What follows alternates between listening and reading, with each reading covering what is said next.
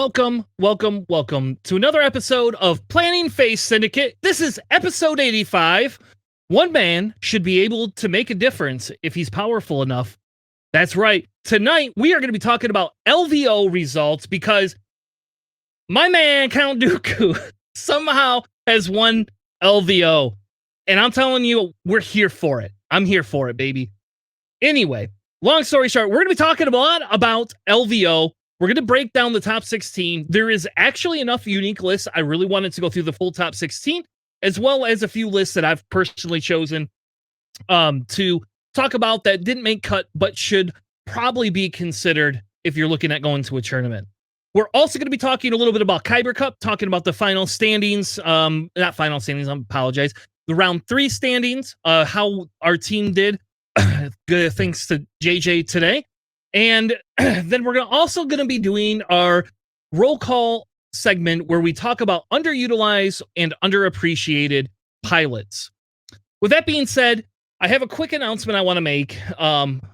Just to kind of, we did post it on our Facebook earlier, but to just kind of make it public, Charles has chosen to officially step down from the podcast. As of tonight, he is no longer part of Planning Phase Syndicate. He said that he may come on and guest, but he's kind of lost some of his drive to play X-Wing and didn't want to muddle the show down if he didn't feel the desire to be able to contribute. So he has taken a step back for now, probably permanently, unless somehow he gets his desire up when he comes to Adepticon, which I don't know if he's going to come, but if he does come to hang out with us at Adepticon, hopefully maybe we can help revitalize that spirit. If not, we are currently just going to remain with the two hosts, me and JJ, for this current time, as we look to see if we want to replace or just keep bringing guest hosts on. I like bringing guest hosts on. Kind of fun.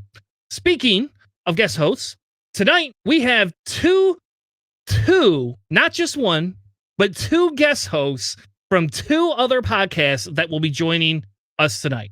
So without further ado, let's bring in Alex from the Best Spin Benchwarmers. How are you doing tonight, sir? I'm great. How are you? Good. We are also going to bring first timer to the show, Chris from yet another X-Wing podcast. How are you doing tonight, sir? I am fantastic. I'm excited. It was great X-Wing day. It was like one of those things where you just kind of don't know what's going to happen, and then somehow a separatist list that nobody's ever seen before wins. I don't know. I'm happy. So I like it. Also joining us is my guest, or not my guest, my co-host, JJ, from a hotel in the middle of Connecticut. How are you tonight, sir? I'm doing all right. Just hanging out here in an undisclosed hotel here in the middle of Connecticut for work purposes. I'm going to be out here for a few weeks, so you may see varying backgrounds over the next few weeks for me. But yeah, excited to be here. And man, what a final for LVO. It was crazy. Yeah. That is awesome. So let's go real quickly. Since Chris, you have not been on the show before, why don't you go around, introduce yourself, introduce your podcast, just so everybody knows where they can find you. I have your Spotify link in our description, so anybody able to check you out. But go ahead, let's just hear a little bit about what your show's about. Sure. It's about X-Wing, of course. Ta-da! My name is Chris. Call me Kylo Chris on Discord. And I run the podcast, yet another X-Wing podcast, Yaxby. And you can find us on Spotify as well as Apple. And it was basically, I think this last week, we actually hit a full year, actually. Sneaky Pete, I call him, he started the podcast over a year ago. We were talking about it. And then finally, when somebody talks, and something never happens, I thought that was going to happen. And it did not happen. He actually got it started. We try to go weekly and announce and release episodes on Wednesdays and talk about X-Wing, talk about Star Wars, and just have a really grand old time. Awesome.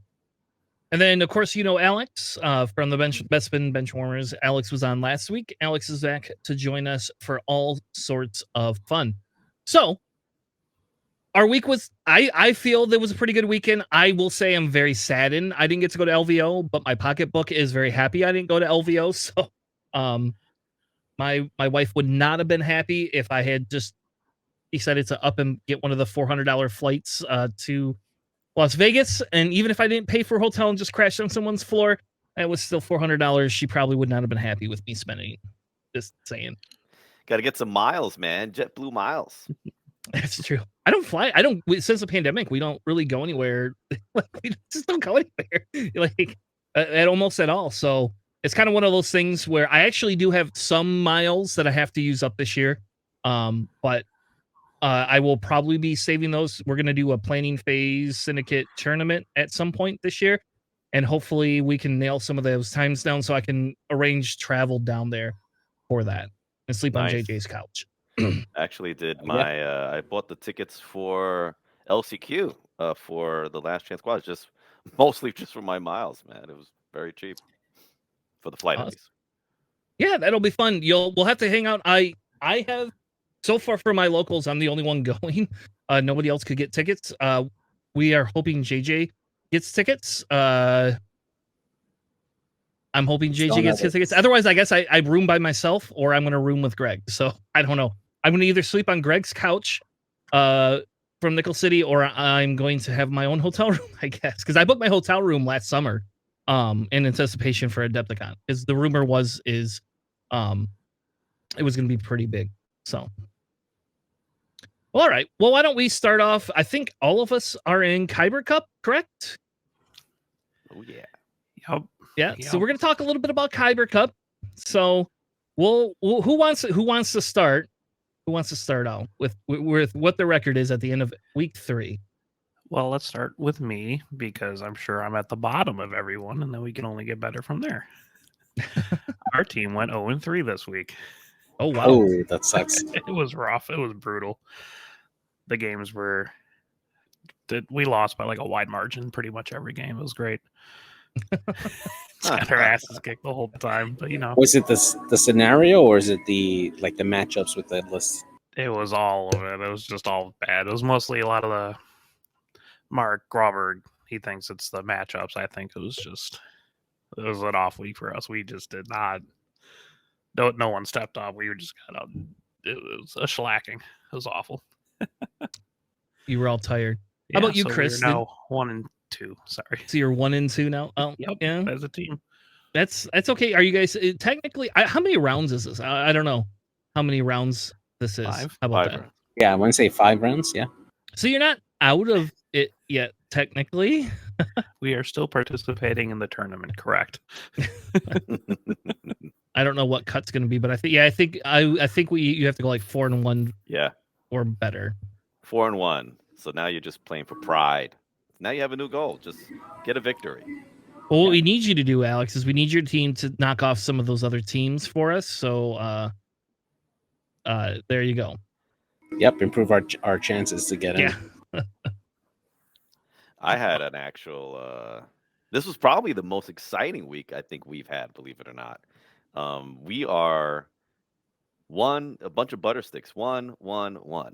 We had a tie this week. We won the first week. The second week we got slaughtered by the Australians, and that was even more embarrassing because they're so nice. All of them are just so nice. When you're losing, it's like, oh, I can't believe this happened. Oh, this dice. Oh no. Oh, and I'm like, oh my god, I can't. It's impossible to get angry at them. That was the last week. So then this week we're playing a team, and I think they're very nice too, and they didn't have a victory yet. And Sneaky Pete, he lost. And then my match went. We were picking the matchups, and I had some strategy, and it did the opposite of what we wanted to do. My match went to 9 rounds. Oh wow. And I haven't played 2.5 that long. Period. It felt really good. It felt like the 2.0 days when you actually got a bunch of rounds in. And we tied actually. And I took an early lead. I was flying a first order list, and then he actually, I took like an early lead. I got the flippy floppies. I turned the scenario objectives to my favor, and we're dancing around. And then he comes back. He had Ray and Poe who hit like hammers. And then Ray went from one side of the mat to the other side of the mat. I'm like, what are you doing here?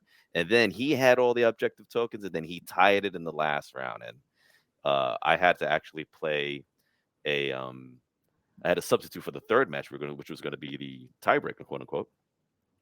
and then I won that one. So we got our first tie. So it was very dramatic, very dramatic because of 9 rounds. How are you guys? So it sounds like you guys are doing good, actually. We're doing okay. We dropped our first round 1-2, and then did we win? Well, we had 2 and 1 tie, 2 wins and 1 tie last week, and then this week we had 2 wins and 1 loss.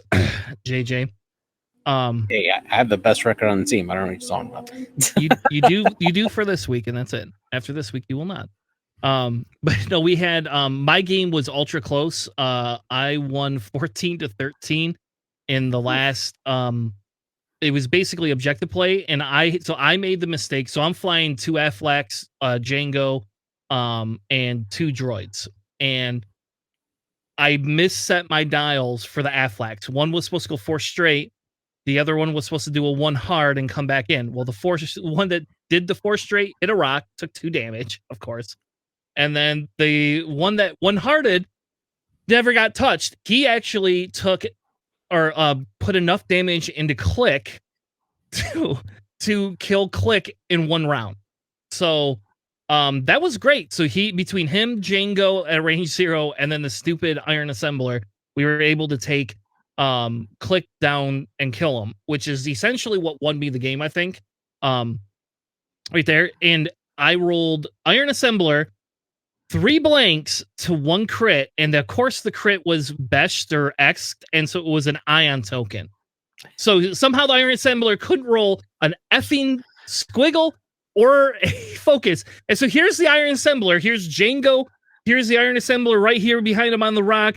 Here's frickin' the Affleck here. And then here's DFS 81 over here. So he just has the 1 bank off the rock, and, they just became fodder after that. But it was a fun game. That was the game that you're facing off against a sinker, right? With Wolf and Jag. Mm-hmm.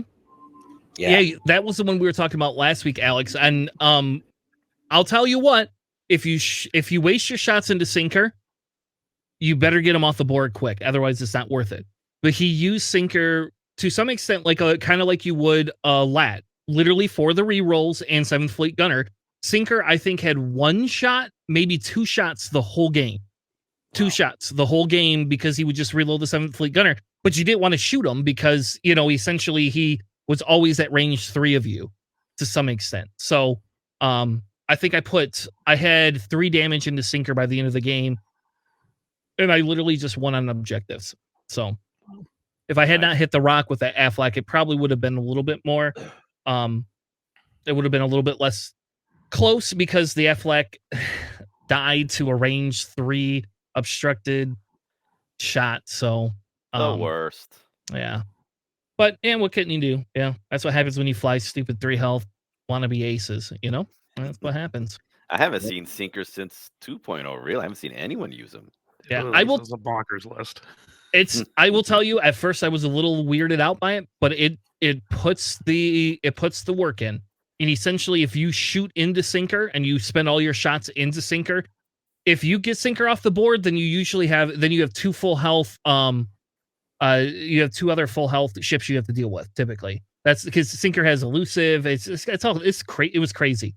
And C-3PO. Yeah. So he was, if he rolled a blank, he always every time had a squiggle. Sinker always had at least 1 squiggle. Which is fine. I mean, like I said, the idea behind it is for the rerolls, and it worked out for Wolf and Jag when everybody was closer together. But he got Django pinned down by running Click through an obstacle and right into Django, and I should have done a 4 straight, and I did a 2 straight, so I got blocked in there. But after that, they couldn't catch. I mean, they chased Django to the moon and back. That's ballsy to run through an asteroid to get a block. Yep. I didn't see that one coming, and I thought he was gonna do like a 3 hard or a 3 bank all the way over. I didn't watch your game, Greg, so I have no idea how your game went. I know you lost your game 20-28. High score. But yeah, I predicted he was gonna go all in on the Affleck with 2 of his V-wings, and instead he went through the obstacle and blocked Jacob. Like, damn it, that sucked. But anyway, so moving on, looks like we have 9, 10 teams left that are 3-0. So next week, that means we will only have 5 teams left that are 3-0. And by the end of the tournament, that leaves what? One team will be 5-0. One ring to rule them all. Is that how that works? Yeah, Or that's right. 1 to 3 or something like that. Yeah. So that's pretty good. If you look you can look through the list. I didn't want to go through the list yet. I think we're gonna wait until we hit cut to see really dive into anybody's list. And we have enough lists to get through tonight that I really am not super excited to do it. So, Yeah, time. But anyway, if you want to check them out, the standings, you can go ahead and look through the standings. You'll see a lot of people from XTC that are up there in the top. Somehow Nickel City dropped. I was actually very surprised that Nickel City dropped lower down. I thought you guys would have been a little bit higher for it. But either which way, what we're going to do is we're going to move on to a little segment that I call underutilized and underappreciated pilots.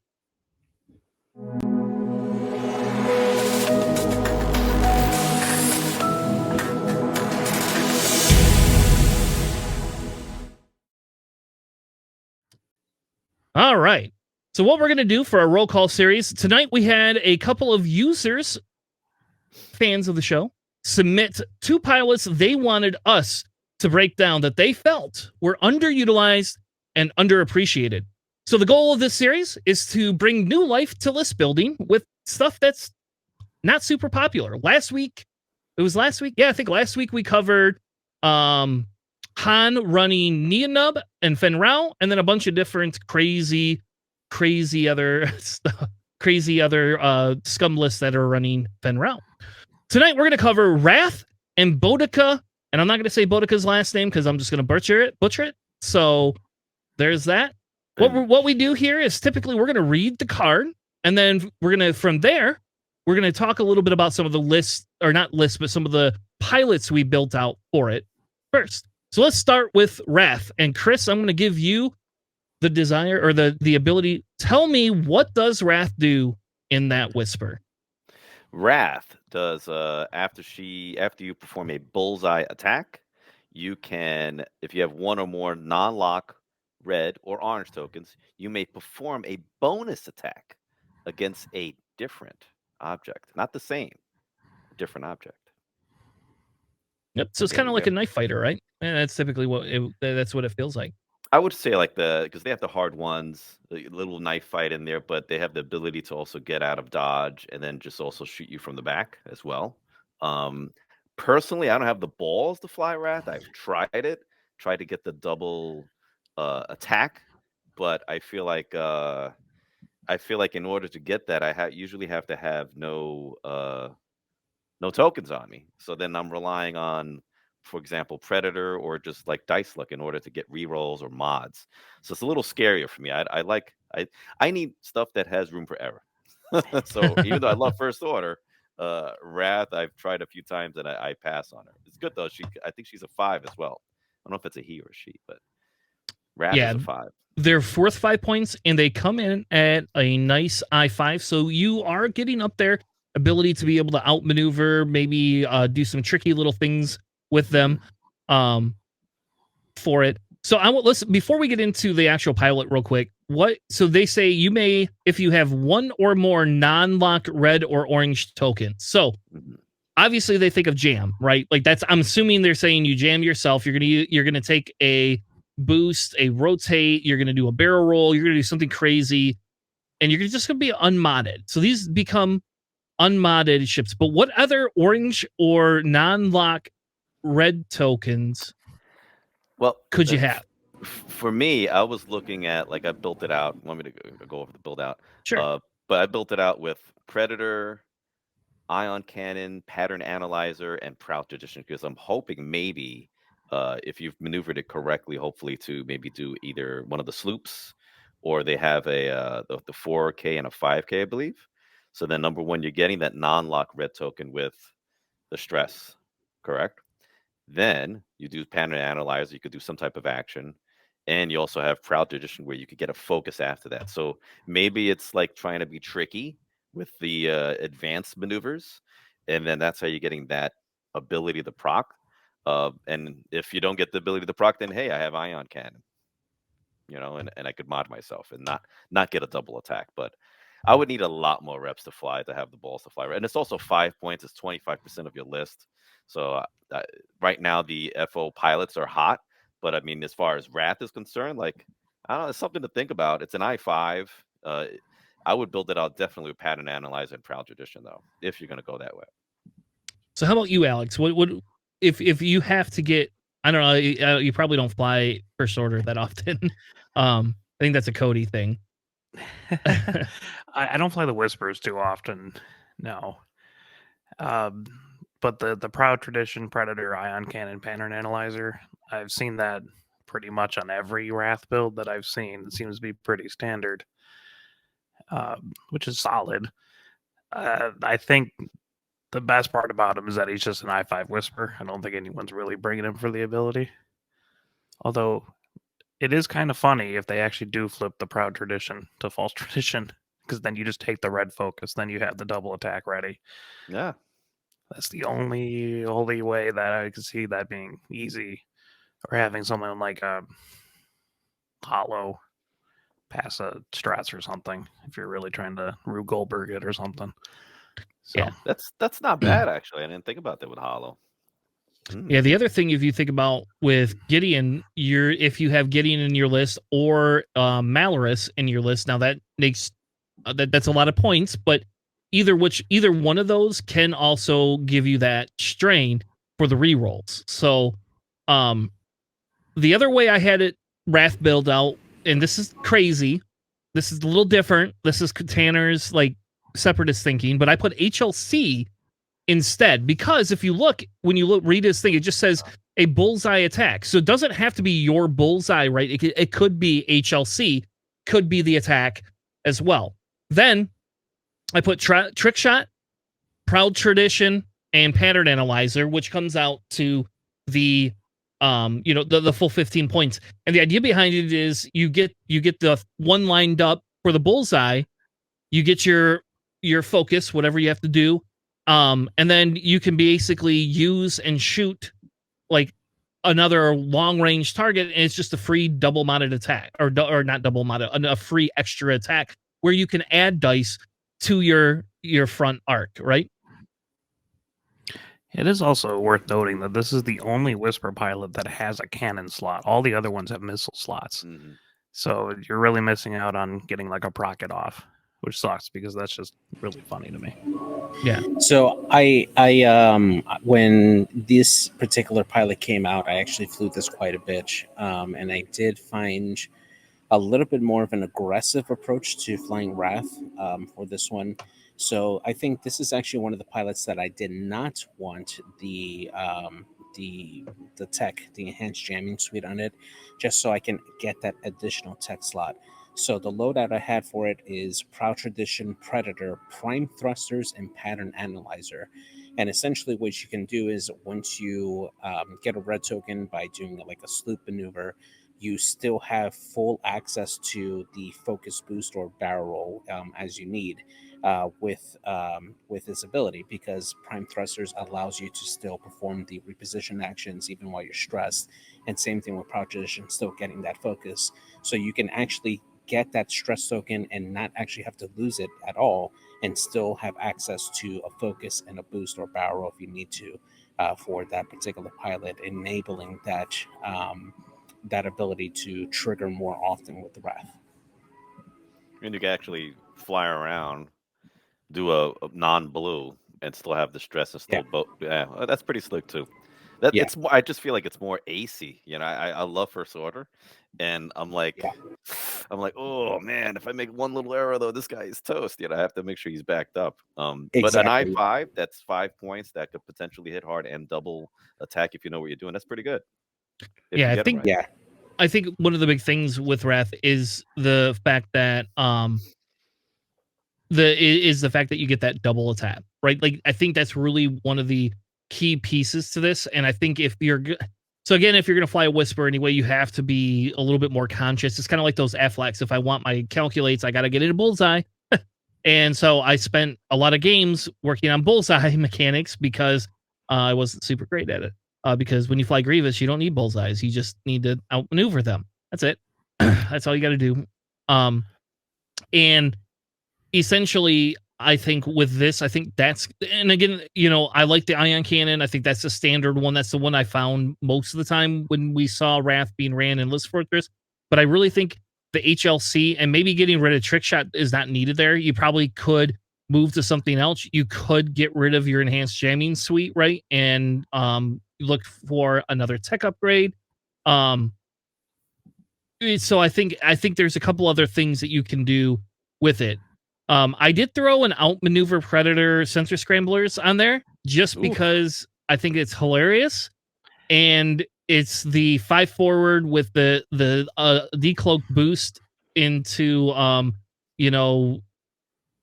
like a rotate and then a sloop or something crazy after that. Like it just seems weird to me. You know how maneuver doesn't work, right? No, I don't. Neither of those are fun arc attacks. Oh, all right. Well, there we go. We'll delete that one right off the list. I did not know that. It's there we go. Like a gone Vanguard situation where it's just like, well, that sucks. For some reason, this is a turret and not a front arc attack kind of thing. Gotcha. So that means you would definitely get rid of Trick Shot then. You wouldn't need Trick Shot either because Trick Shot's only front arc too. Well, there you go. Me thinking I'm being cagey. Leave it to Alex. That should work. Leave it to Alex to spoil all the fun. Like you can still do Trick Shot. That's just when you shoot through obstacles. Okay. All right. So it's not like a front attack. Maneuver. Okay. It's just the outmaneuver doesn't specifically work with that. All right. Well, I like my Trick Shot one. I'm going to try that actually. I'll tell you something. You know what's mean? A little off topic is you play against a Luke with proton torpedoes and Trick Shot. Mean. I never. And Shadow Shot on top of that.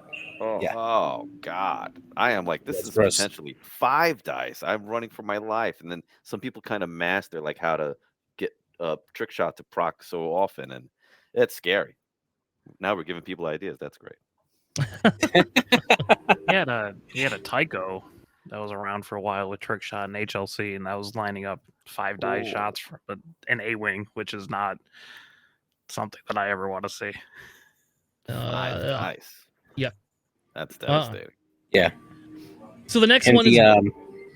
I'm sorry. One last thing too is just with Wrath, just making sure if you're trying to reliably make this pilot work in your list, you definitely want to have a pilot with you that can help you shed that stress very easily, since stress is probably the most reliable way to get that ability there. I would definitely pair it up with like Muse that can help take away that stress over there, or you can run it with Hollow that can pass off the deplete. And if you happen to have a Gideon Haas shuttle, if you're depleted and that ship is damaged, you get back to your 3 dice anyway, giving that extra token that you need anyway for that second shot. And you make Wrath pretty effective that way. Another thing, because this was your fault, Tanner, for coming out with the illegal outmaneuver, but I was thinking of how I kind of fly Kylo is a little cagey and holding them back because you have a 5 straight. So you do the same thing with Wrath. You can hold him back a bit and then just bring him right out there. Jam yourself, but you might have, let's say, like if it's Milo's, but with a bullseye Predator, you could come right behind them, kind of make them make a decision whether, okay, this I-5 gets to move last, be a little cagey, or the other guys can swarm in. And then this guy might get, if they ignore him, then he might be popping double attacks. Ladies and gentlemen, thank you very much. We have helped you all.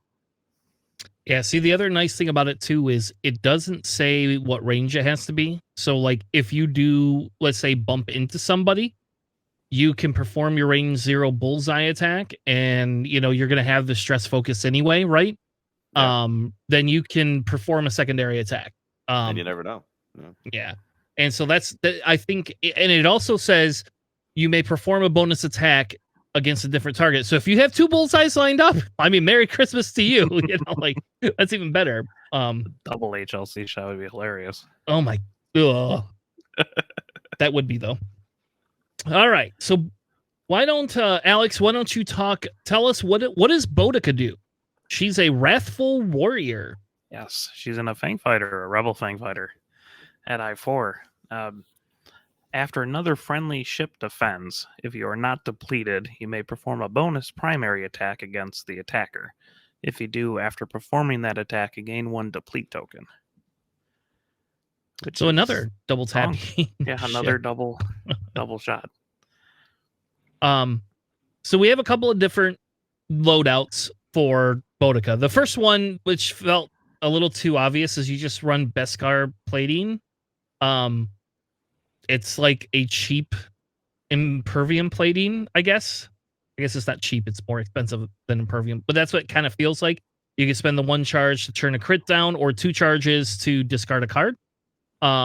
So if you think about it, to some extent, it is essentially like a hull upgrade to some extent.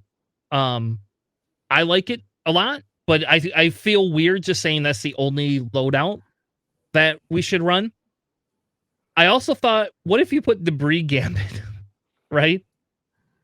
What if you put Debris Gambit on Bodica? Not saying that's really great, but it gives you an evade now, and those ships just die. Like, Fang Fighters don't live very long. But if you can knife fight with it, stay close to obstacles, you can always just take a white evade. True. I just feel like a ship like Bodica is meant to not live. So how I was thinking was elusive and crack shot. I'm thinking get her out there, get her to do enough damage, get her to that double attack, and then she's already worth more her points. So, but I'm always thinking more. Whenever you hear me talk, whenever I do a build, it's always attack minded anyway. So, but that's how I look at her more. But elusive crack shot, get in there, maybe get Fenrau swarm tactics, and then they both attack at 6. Once a friend's attacked, then she attacks again. It could be me. Yeah. So what does Dutch come in at? Dutch is an I4, right? Yes. Yeah. So like that, like you're gonna want to run her, I'm assuming, with another similar or lower initiative. Baby Wedge is probably a good one. I think Baby Wedge is an I4 as well. Mm-hmm. And Baby Wedge is somebody they want to take out. Dutch is usually somebody wants to take out because that's an easy kill. You could serve up Keo on a platter and say, here's Keo. Keo's not gonna die. But you would want somebody that you can kind of serve up as well to get that, so you don't have to be depleted. But I guess if you're at range 1 with 4 dice and a deplete token, you get the 3 dice. Do you really care as much? Probably not. You're probably not caring as much if they're not shooting at you, right? Now, Yeah. go ahead. Or if you do have that swarm tactics with like Fen, you're attacking at a 6. Or if you're looking at the list, and let's say if you see a ship that is lower than yours, that's going to shoot after you no matter what, you can wait for that bonus attack, wait for that ship to attack, and then once it attacks one of your guys, boom, shoot. Something that I've seen, guys, which I've made the mistake and I've almost lost a match like this, is I remember Bodica was like range 3, far away. And I was like, well, I have a 2 dice attack. I guess I just, let me get my engagement out. So I shoot.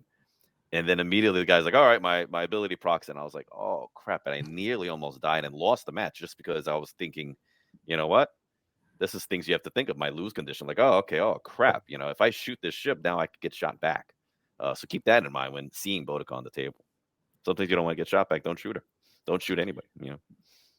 Yeah, I've made the mistake having Bodica at range 1, and I'm just like, oh, well, I don't want to shoot into a Fang Fighter because it's going to dodge my attack, so I'm just going to shoot past it.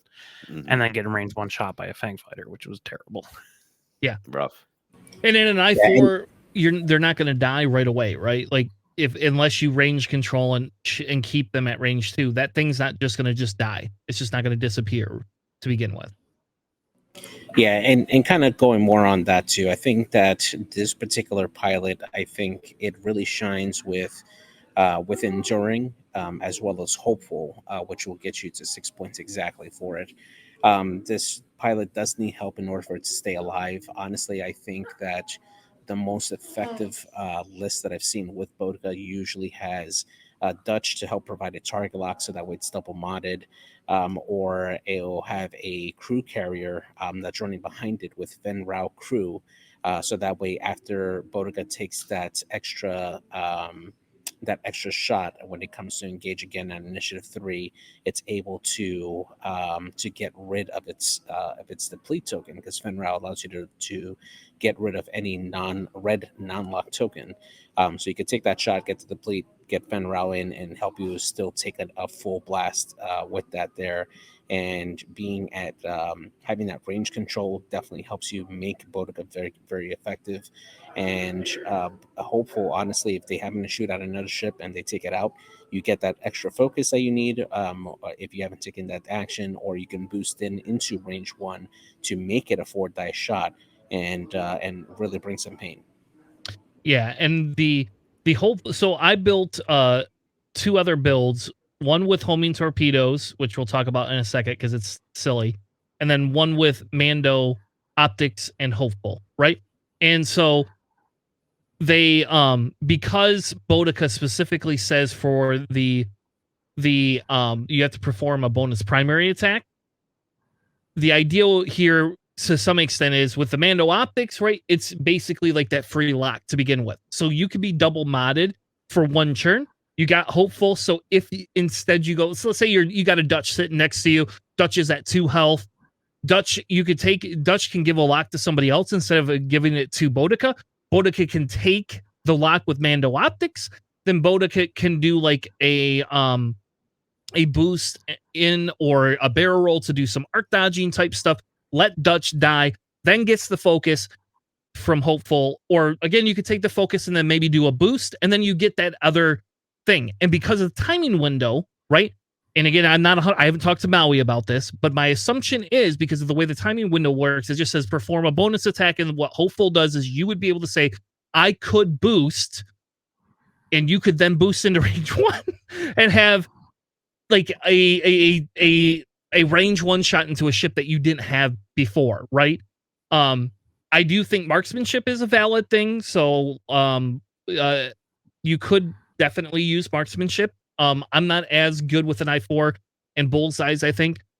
But the homing torpedoes is interesting, right? So you can, if you're running it with, and I guess I just think of Dutch, right, all the time. I don't know why I think of Dutch, but you can have that target lock with your homing torpedoes, and you could choose not to shoot them.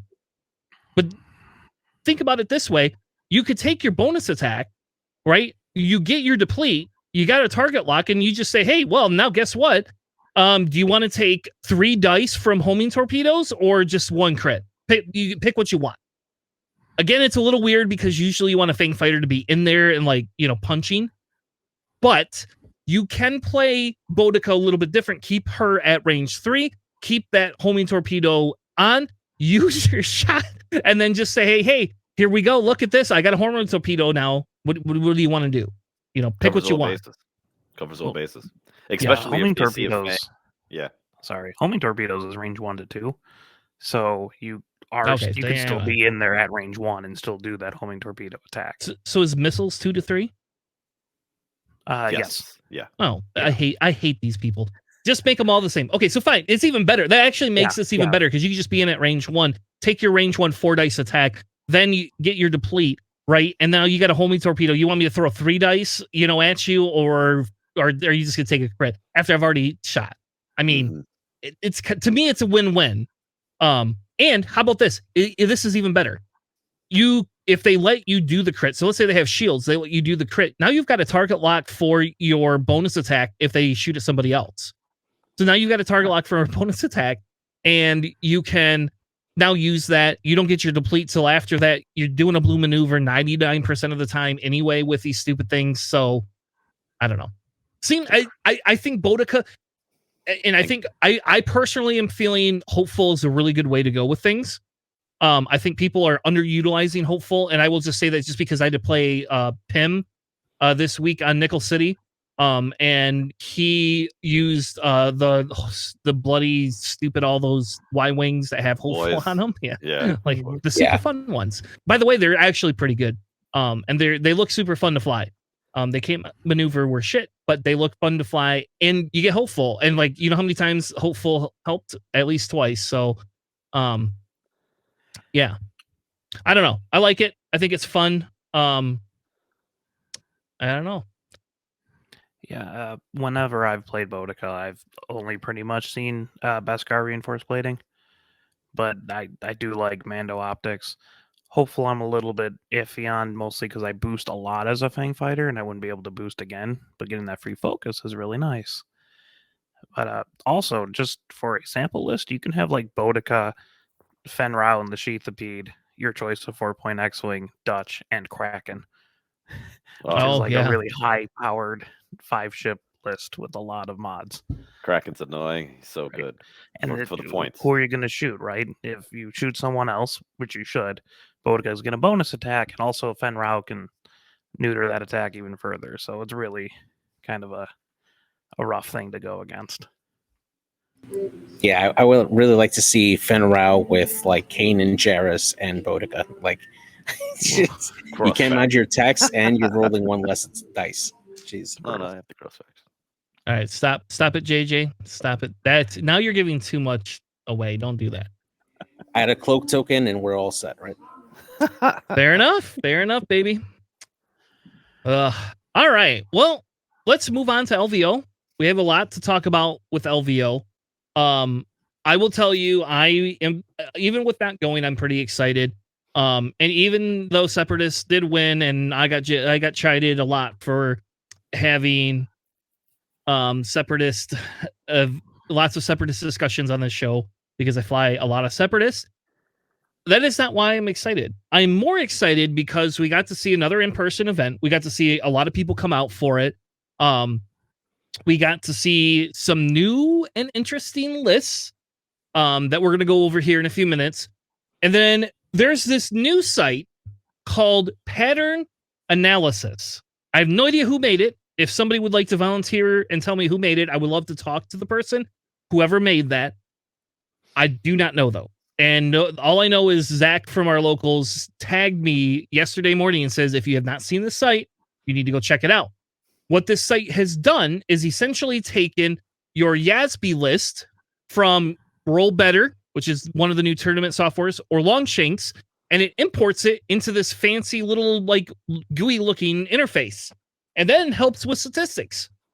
So I didn't actually have to create these graphs. I was excited. Like, this saved me literally like a half hour of work today, because I could just pull the stats. I don't know. It was great. I was very excited. And if anybody knows who did make that, if the guy's keeping it or the girl's keeping it a secret, or whoever it is, you don't have to tell me. But if it is something that's somewhat public knowledge, have them reach out to me. I would be interested in to talk with them, and possibly have them on the show. But at minimum, I would like to talk to them about their site, because I feel there's a lot of data that can be had from this. And I really, at some point, I've tried to convince people, like, it would be nice if we could have a little bit better collection and handle on data, where I can make it a community thing where you can extract it and you can get a CSV file, and I can run it through my parser and have all sorts of crazy stuff. Yeah, so the only thing I know is I know Ollie created like a website or a spreadsheet that works really well, but this one is also really cool in what it does. So you're all probably wondering what it looks like, but this is it right here. The top two images are from the pattern analysis, whatever. The pattern analyzer website. So what I did is I said, we're going to break down day 1 and day 2. And then we're going to go over top cut lists. And then we're going to go over a few other cut lists that, maybe didn't make cut, but probably should have. I asked the guys to submit the ones if they had them. I pulled one specifically for Alex. I have one specifically for you, just so you know, that I know you're going to just laugh when you see. And I will say, you can no longer be the only person that says you brought Oddball and a Y-Wing. I'm just going to throw that out there over the wall. So day 1 statistics shows what the percentage breakdown of all the different lists in the faction. What JJ lists or faction wins supreme for the highest taken lists? The Galactic Empire. I mean, it's no surprise. It's something that I've seen as a common thread in most of the discords that I follow here. The Galactic Empire is very, very popular. It has a lot of great options in those TIE fighters, as well as Battle of Yavin Invader, or all the Vaders, really. And you can mix and match, add Reapers if you want to, TIE Interceptors. They just have so much versatility, and they can hit really hard and cover objectives very, very well. So it's no surprise that the Galactic Empire was probably the most common faction to be represented for LVO. So you mean they have overly cheap ships that are undercosted? That's what I'm hearing. I wouldn't say that they're undercosted. I Boy think Vader. that they just have a lot of pilots for their chassis that are available that you can choose from, and you can mix and match all you want. And being one of the original factions for X-Wing, alongside with like the Rebels and Scum, they have the greatest amount of pilots available versus, let's say, the First Order or CIS to mix and match with. So that makes them more versatile all around. Come on, you know they're undercosted. Come on. Yeah, it's hard to call a 3-point TIE fighter undercosted. I mean, Boy Vader, still baby. 2 dice. Boy Vader, maybe. Yes. Iden, Cannon, Reapers. Reapers. But according to this data, the Empire is the most popular faction by one list over the Republic, who brought 20. And this Empire brought 21. But I don't think this is every list, so. Oh, yeah, you could be right there. Damn it. All right. Well, that makes me feel less excited about this site. But again, I didn't like total everything up for everything, but you know.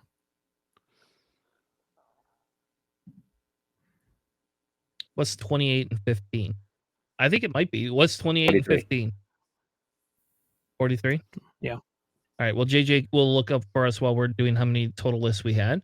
The other piece that was really interesting is squad size. So we saw in day one, we saw no 7 ship lists or 8 ship count lists, which I think is an AMG design, if we're being honest. I miss the days of my 7 ship Republic list with Naboos and V-Wings in it and 1 Jedi. I like that list. That was a fun list to fly. And so obviously the highest ship count was 5. Then we had 16 4 ship count lists. So and then it kind of just goes down from there. Obviously there was no 2 ship count lists. And then this was kind of the top cut from the first day.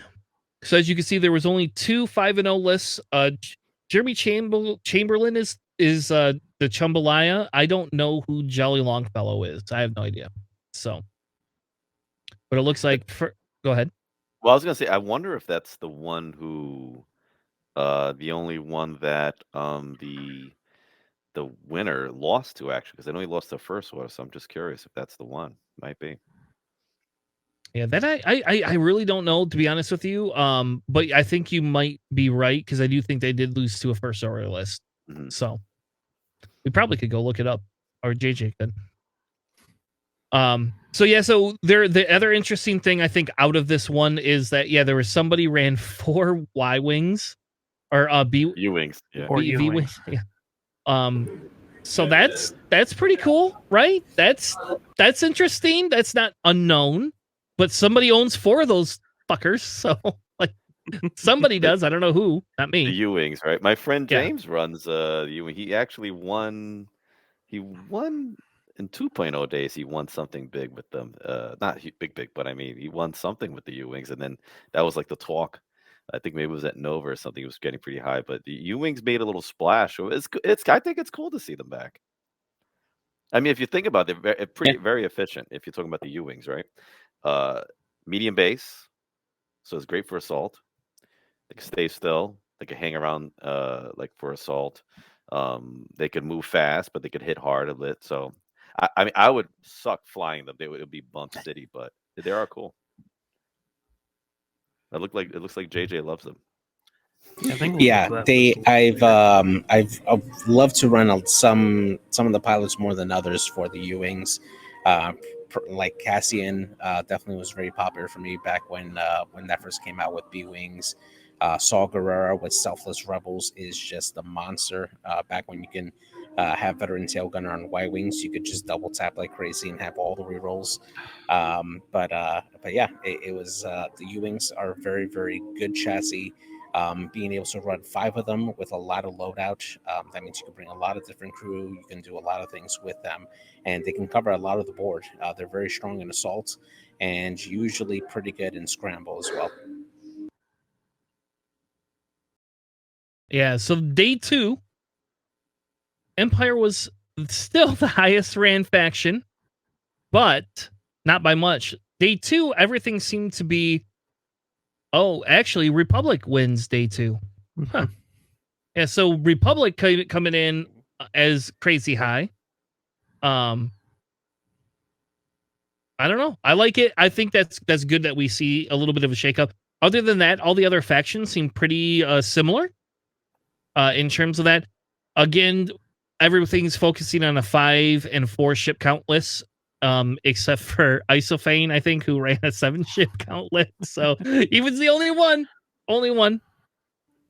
Yeah, shout out to Isophane. I mean, that is a Meaningless. very similar archetype that helped them win one of the GSP events, and it's still very, very strong. You know, having to have with a tac droid on there and have all those droids being able to, share those calculates for the different effects. It's still a very, very strong list. And congrats to Isophane. It's 7 ships. That's a lot. You're probably not going to get a lot of rounds. But if you check out his list, we'll probably do it later. But I mean, it's pretty mean. On top of that, Yeah, you it's know? a Seer Swarm with Grievous, which is terrifying. But the thing is, you can run Impervium plating. That's not limited. I don't know how that's not limited. So you could run Stop. Stop. Yeah. Nope, it's Never good. mind. I'm glad that it's not limited. How many people are running 2 of those Beelzebubs? Nobody but Isophane.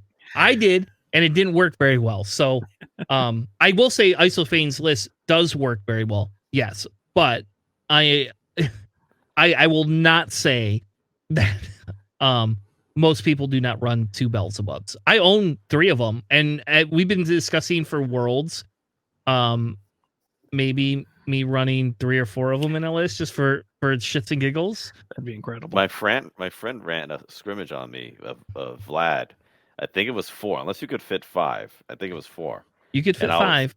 Outside, then he did 5 because I know it was all of them, and then he had the shield on top of that and Impervium plating. I was like, "This, you might be onto something here." I was like, "This is new, and it could be really mean." Impervium plating, and then I think with a bunch of them, it had the shield upgrade on top of that, 3 dice attack. Disgusting. I've ran 4 of them and does not work very well. I did not work very well. It's fun. I have to borrow them. I do not own 5 of them. I own a lot of separatist stuff. In fairness, I own 8 vultures. I have 3 or 4 bombers. I used to have 5 tri-fighters because I thought they were going to be good. I used to have 5 HMPs too because I thought those were going to be good. I no longer have all of those. Still some of them. I own 3 Sith infiltrators, but if somebody wants to buy one, I have one that's still in the box. I have not opened. So if anybody would like to buy a Sith infiltrator, I have one in the box that I won and I didn't need, but it's cool. I also have a decimator that I've never opened that I have sitting around. Something I want to point out, guys. When you look at that sheet for day 1 and day 2, because I was curious about this, and I was like, well, let me just. Oh no, this actually is not the full thing. Never mind. Oh no, actually it is. So what I'm jumping to is squad size. 3 ships. The 3 ship list. There was 4 of them for day 1, right? And then there was 4 of them for day 2. Yep. One of them made the cut on each day for a 3 ship list. So, I mean, and yeah, it's different people. Alex Farley and then Stockton X-Wing, whoever that is. Point being, like 3 ship lists, you have more time to focus on your dials, more time to think about like movement. It's only 3 ships. Maybe you get more rounds in. Don't sleep on them. Yeah, I can absolutely attest to the power of the three ship list, particularly in Scum. Scum is probably the best faction where you can make that work reliably. I know that having double fire sprays and Kanan jars is a very good archetype. I ran that exclusively for most of 2022, and actually looking at Stockton X-wing, he came in and actually took a top cut for day 2, I believe, with a double fire spray and Kanan list. But yeah, definitely very, very strong. 1 out of 4. 1 out of 4, right? That's 25% if you want to call it, but 1 out of 4 of those 3 ship lists made it. Yeah, and you know the nice thing, right? So we're gonna look at his Stockton's loadout in a minute, because I think it is Eamon that he's running. I'm not 100% sure. No, No, it's Koshka. it's Koshka. Okay. Alex Farley ran Hondo, which is awesome. Yeah, that was the one thing I was surprised. I have not seen Hondo. Nobody's running except for Crispy. Crispy's the only one running Hondo. Oh, yes? And Nick Sperry, I think, ran Hondo, but I can't remember. I'd have to go back and look at Nick Sperry's list. Yeah, it's still in the testing phase right now to find the best balance for it. So, all right. So why don't we move on to top cut? So this is just kind of a quick look at, what the top 16 is. As you can see, Empire is up there. First Order made an appearance, pretty heavy appearance. Resistance comes in with just the one. And then we have some smattering of some Republic lists. None of the Republic lists were super out there in terms of what made cut. There is something that's a little bit different that we're seeing comparatively, but for the most part, I think nothing was too super shocking. So let's actually go. Let's just start with the winning list, which is probably going to generate the most discussion. And I better not get shit because this is not me who picked this list. It's not me, but it is the winning list for the Separatist Alliance with Count Dooku, not the fancy Count Dooku that's the I-5, but the 7-point Count Dooku with hate, proton torpedoes, General Grievous because you can't run them because you haven't got the points, proton bombs, scimitar title. Then you have Dirge with proton cannons, FTC, Xanadu blood, and seismic charges, and then 3 proxy bombardment drones without independent calculate. And I literally watched him on stream use network calculate every time, which some of me wonders if it really matters. You probably could have just used network calculate and it would have been almost the same. But I understand wanting to share your calculates. Sharing is caring. I do not. Until I watched him fly this on stream. So in the final, 2 ships remain cloaked for the majority of the match. Now, I will say during the match towards the end, there was a maneuvering mistake made by the runner-up where he 4K'd his Vader off the board, which basically gave up free 9 points. And at that point, they just conceded the game because there really was not much you're going to come back from once you lose Vader in that list. But until that moment, they literally had 2 ships that did no shooting the whole game. Just stay cloaked. Now, I'm sure there's going to be Dirge people. Came in for a little bit though. Dirge at the end was going to shoot, but only on the last round, and they didn't have to shoot because he did a dynamic move early on by hurting the TIE fighter, the 2-point TIE fighter. Getting did he? I must have missed that. You missed the exciting half-point TIE fighter move. Yeah, that's what really put the pressure on the Empire. There was getting half points on that TIE fighter, and then eventually taking it out with a second shot as they were approaching towards the third scrum, I want to say, and that put them up on points. And from then on, the CIS had control from there. Well, you know what hurt him also, guys, which I've done this too, is in chance. Usually sometimes in the beginning, if I'm playing a scrimmage with someone, we're like, oh, let's pick a different scenario other than chance. We've played chance for years. We haven't really played a lot of chance because number one, you have to stay near the middle. Number two, you get half points. What hurt him, I think, and correct me if I'm wrong, is I think there was at least one round where the imps were not in the center, and that gave this guy more points. And when there's no points being shared, that 2 points made a difference. Yeah. That was the time when the Academy TIE Fighter, which was the ship that would have been in the center to help contest that point, died, and then at that point the Empire had no more ships in the center, and that's what really accelerated the clock for CIS to win that game. So now, Alex, you had mentioned a little bit earlier in pre-show about this list. So what are your thoughts on what happened? Well, I'm going to say, first off, and this is one of our biggest things we say in our podcast all the time, is that people are really bad against bombs. So if you bring bombs, you end up doing a lot of damage, especially if they're like seismics and proxy mines that you can put out in front of you. But I think a lot of it came down to, for some reason, he didn't go after the 5 health hyenas with your Defender Vader. You have Second Sister, who has 3 attack dice. She's pretty good at, she's got extreme maneuvers. She can not get shot at by a droid that's sitting on a rock. What it seemed like he did was go all in on Dooku, who just stayed cloaked the whole time, and with 8 and having 3 force and all that, shockingly did not take a lot of damage.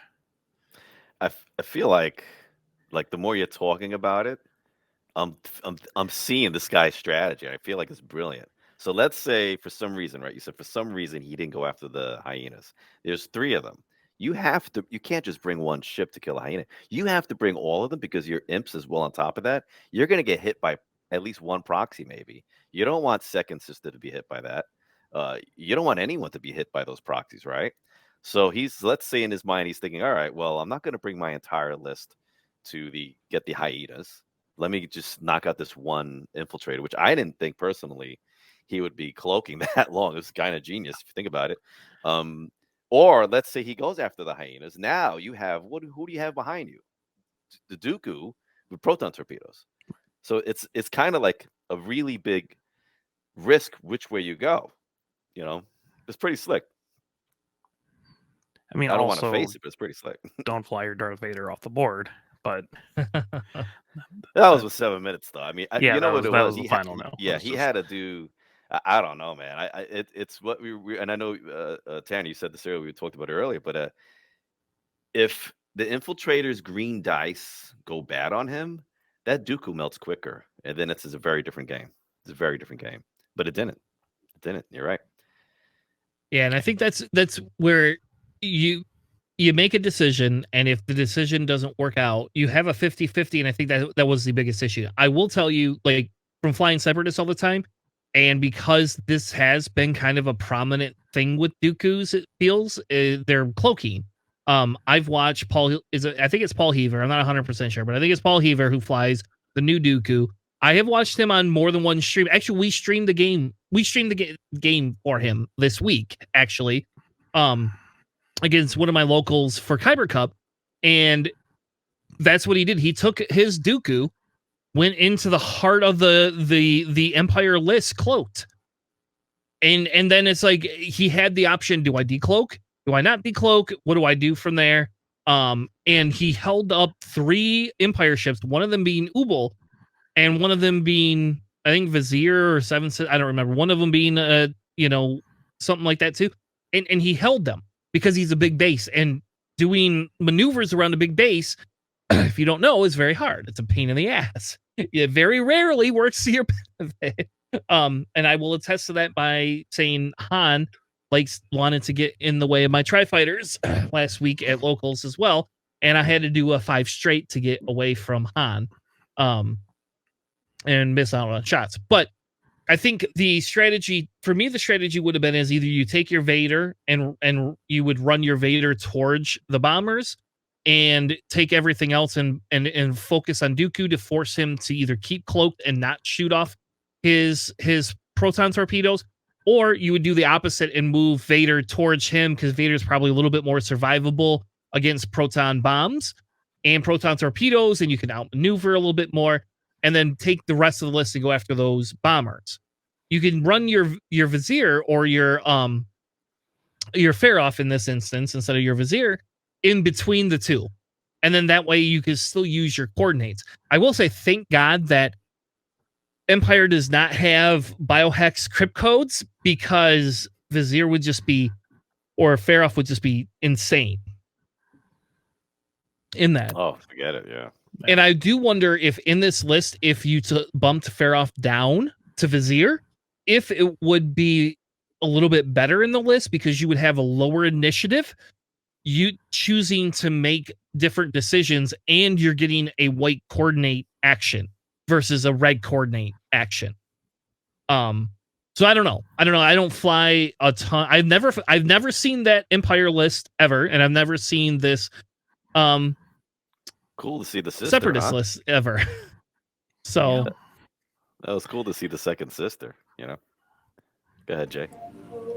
Yeah, honestly, this just goes to show you, right, that for people who say that the meta is solved, this just proves you that you at any given tournament, you never know what you're going to fly up against, and you just don't know the tactics that people are coming up with to help get around what is the perceived meta for any particular location. I mean, I've seen this across the board from you. You would have never guessed, the strategy employed by, the Cloaking Dooku and Dirge, or seeing the Darth Vader list with an Academy pilot being one of them. Like, it's just something that's just not very, very common, I think.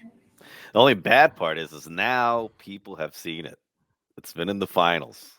So, I mean, I'm going to try it. I don't know if I'm not going to do it else Yeah. as you probably, but I'm going to try it. I I'm think, fine with honestly, people blindness. yeah, like, to me, honestly, I think that this takes definitely a lot of practice. It definitely takes a lot of patience, because, man, I think just watching that final, I would have decloaked like 4 turns ago, and I probably would have lost that match for decloaking.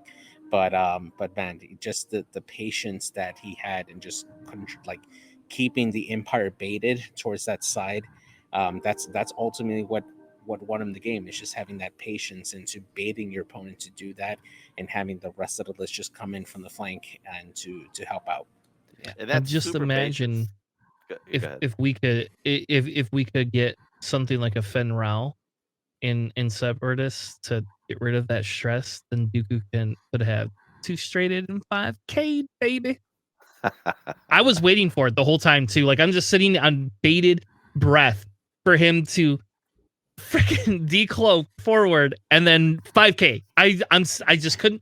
Like, I'm sitting. I would have done it just because for me that was like the best. Like, that's the best part about the stupid Sith infiltrator is the 5K. I don't care what anyone says.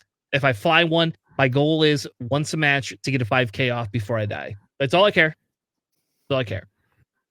And that's natural, because you're thinking, all right, well, it's this X-Wing. What do you do in X-Wing? You engage, you attack. And he wasn't doing that. And if I was Vegas, I would have lost, because I was thinking the same as you. Oh, this is when he's going to decloak. And I think he didn't decloak. He might have never decloaked. And I think at one point he thought he was going to decloak, and he didn't. And I think Vader or someone bumped him. But what I wanted to mention quick was, talk about patience. Like, the 3 hyena bombers on the far end, I'm aggressive. I would have thought, okay, well, now I'm going to bring them in. He didn't bring them in fast at all. They were taking pot shots from far, and now I realize he didn't bring them in, because then now the imps have another target to attack and gather points, gather those half points, gather full points. He didn't bring them in till it was like much later on in the game. That's patience. And to be honest, I know people might say, oh, you can't, stay decloaked or whatever, but it's just about winning. And I mean, that is a hard list to fly against, very hard to beat. And I mean, and that system worked. So more props to him.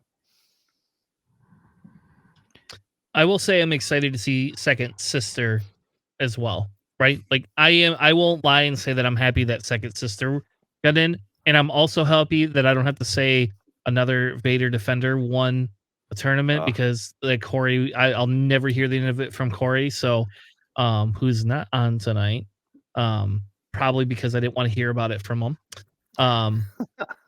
because I'm the person that advocates Vader Defender outside of the fact that Vader Defender can have juke is fair. I think we need to get rid of juke on Vader Defender and move on with our lives.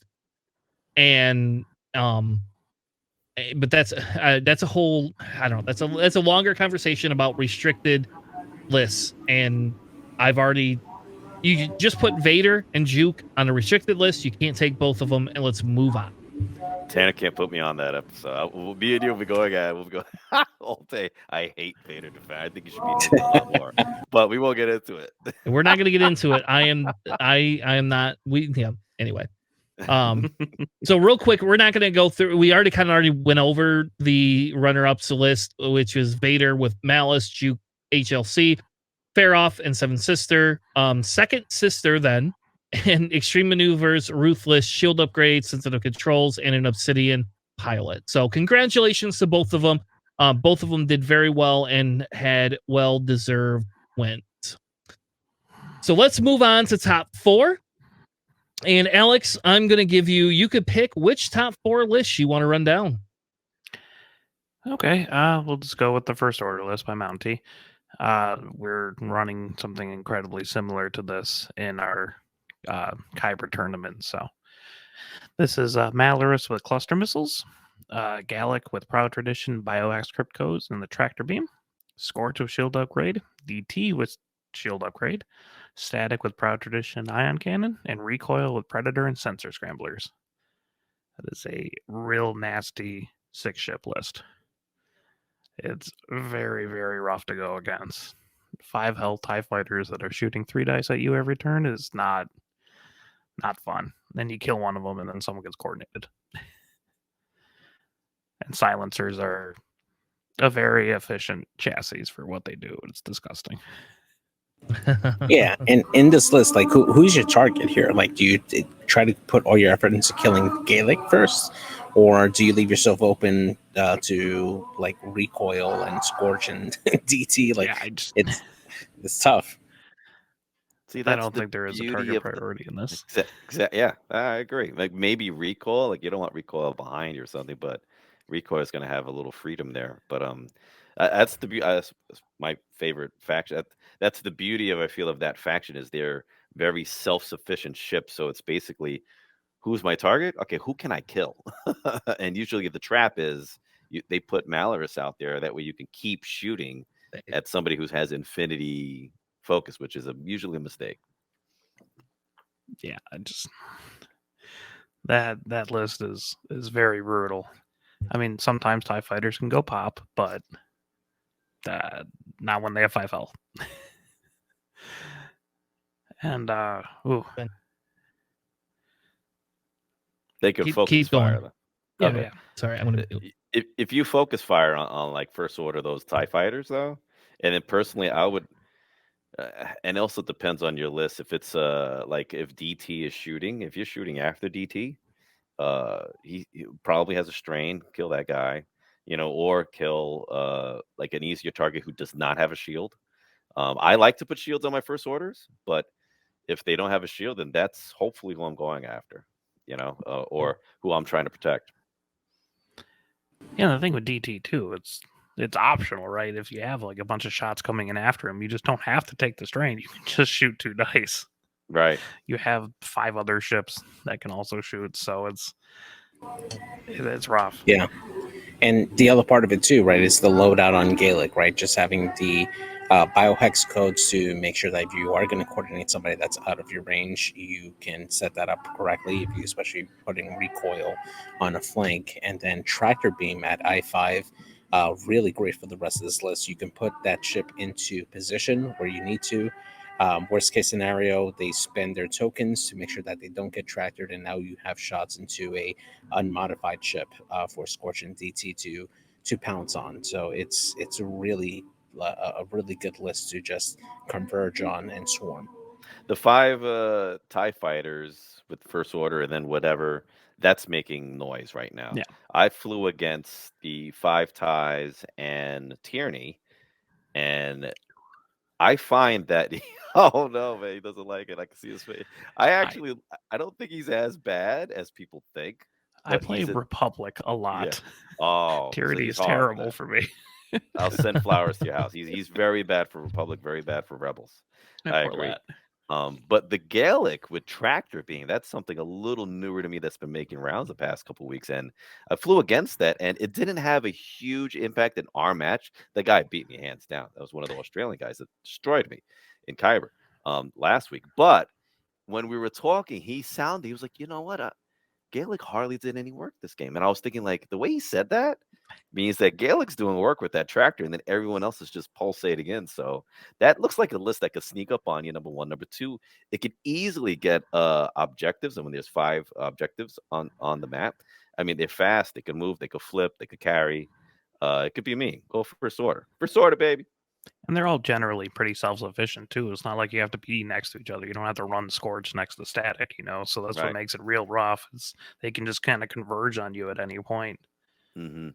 Also, with the Tractor Beam, if you're ever going against the wolf from the Siege of Coruscant, you can just tractor him onto a rock because Q7 lets you barrel roll onto obstacles.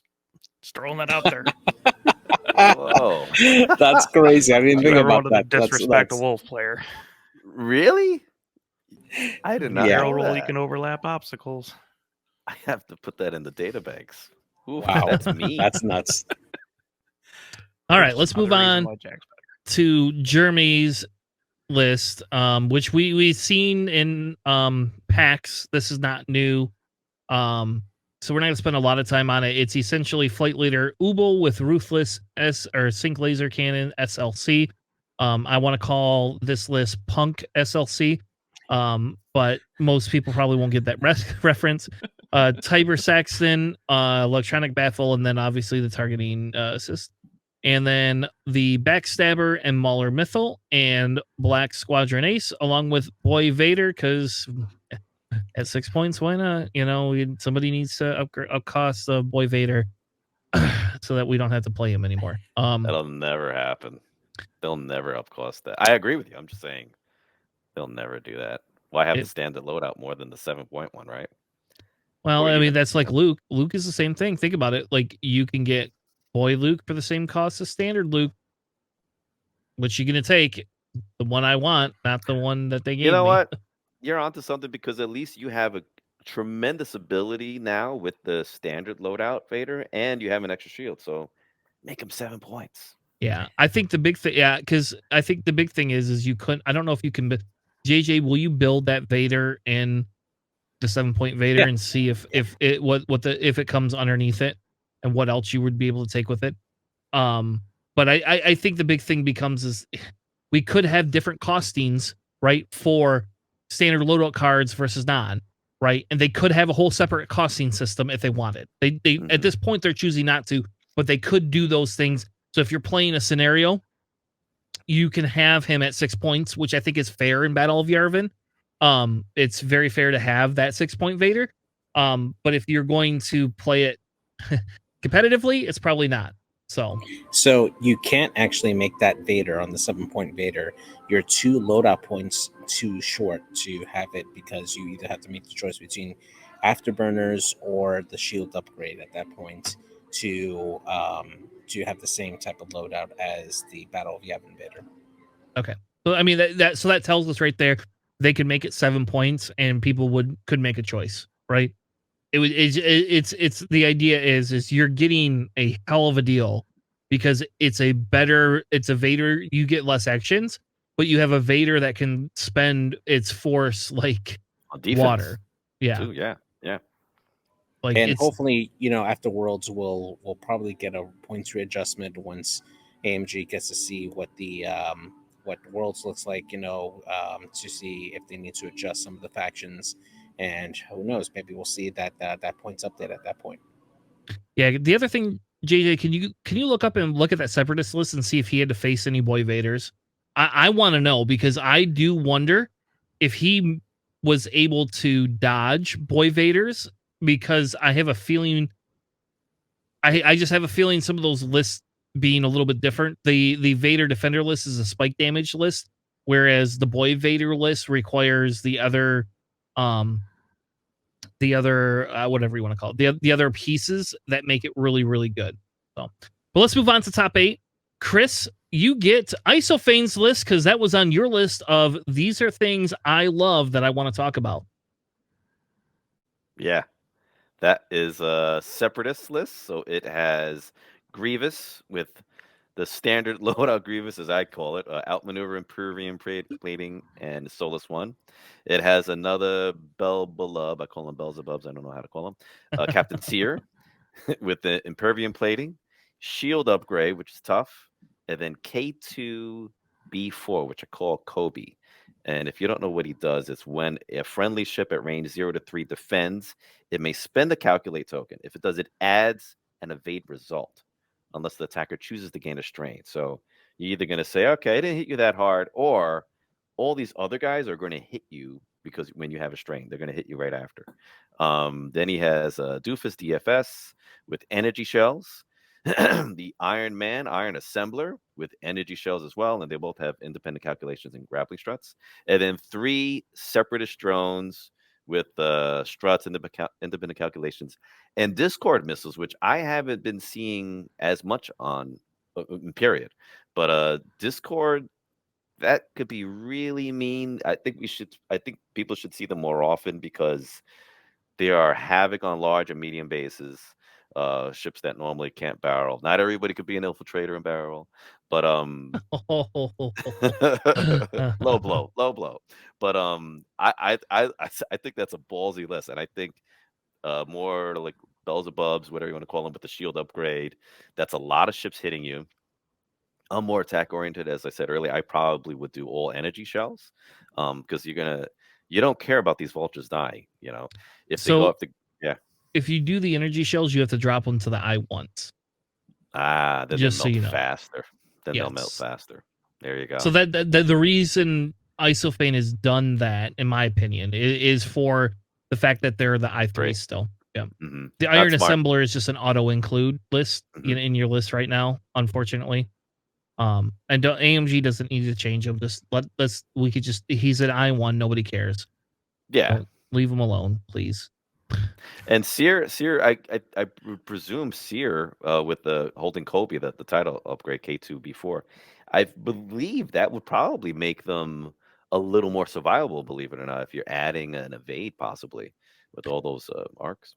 Yeah, so the reason this list, so this is one of the lists I played for a while, and this is on one of my this is one of the lists that is on my radar for Worlds. And I probably can't fly it as good as Isophane can, but I do enjoy this list, and I have a high rate win record with this list.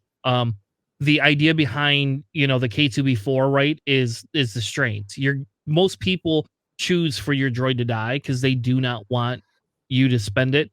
If you get your Discord missile off and you have the 1 calculate left, you're not usually spending it on the off. You're spending it on the K2B4, and it's so that all the follow up shots just hit hard. Yeah. And I'll tell you, a Captain Seer with a focus token or a target lock that is shooting at range 2 of any other ship that usually has 3 green dice and now has 2. Yeah, that people don't like to see that.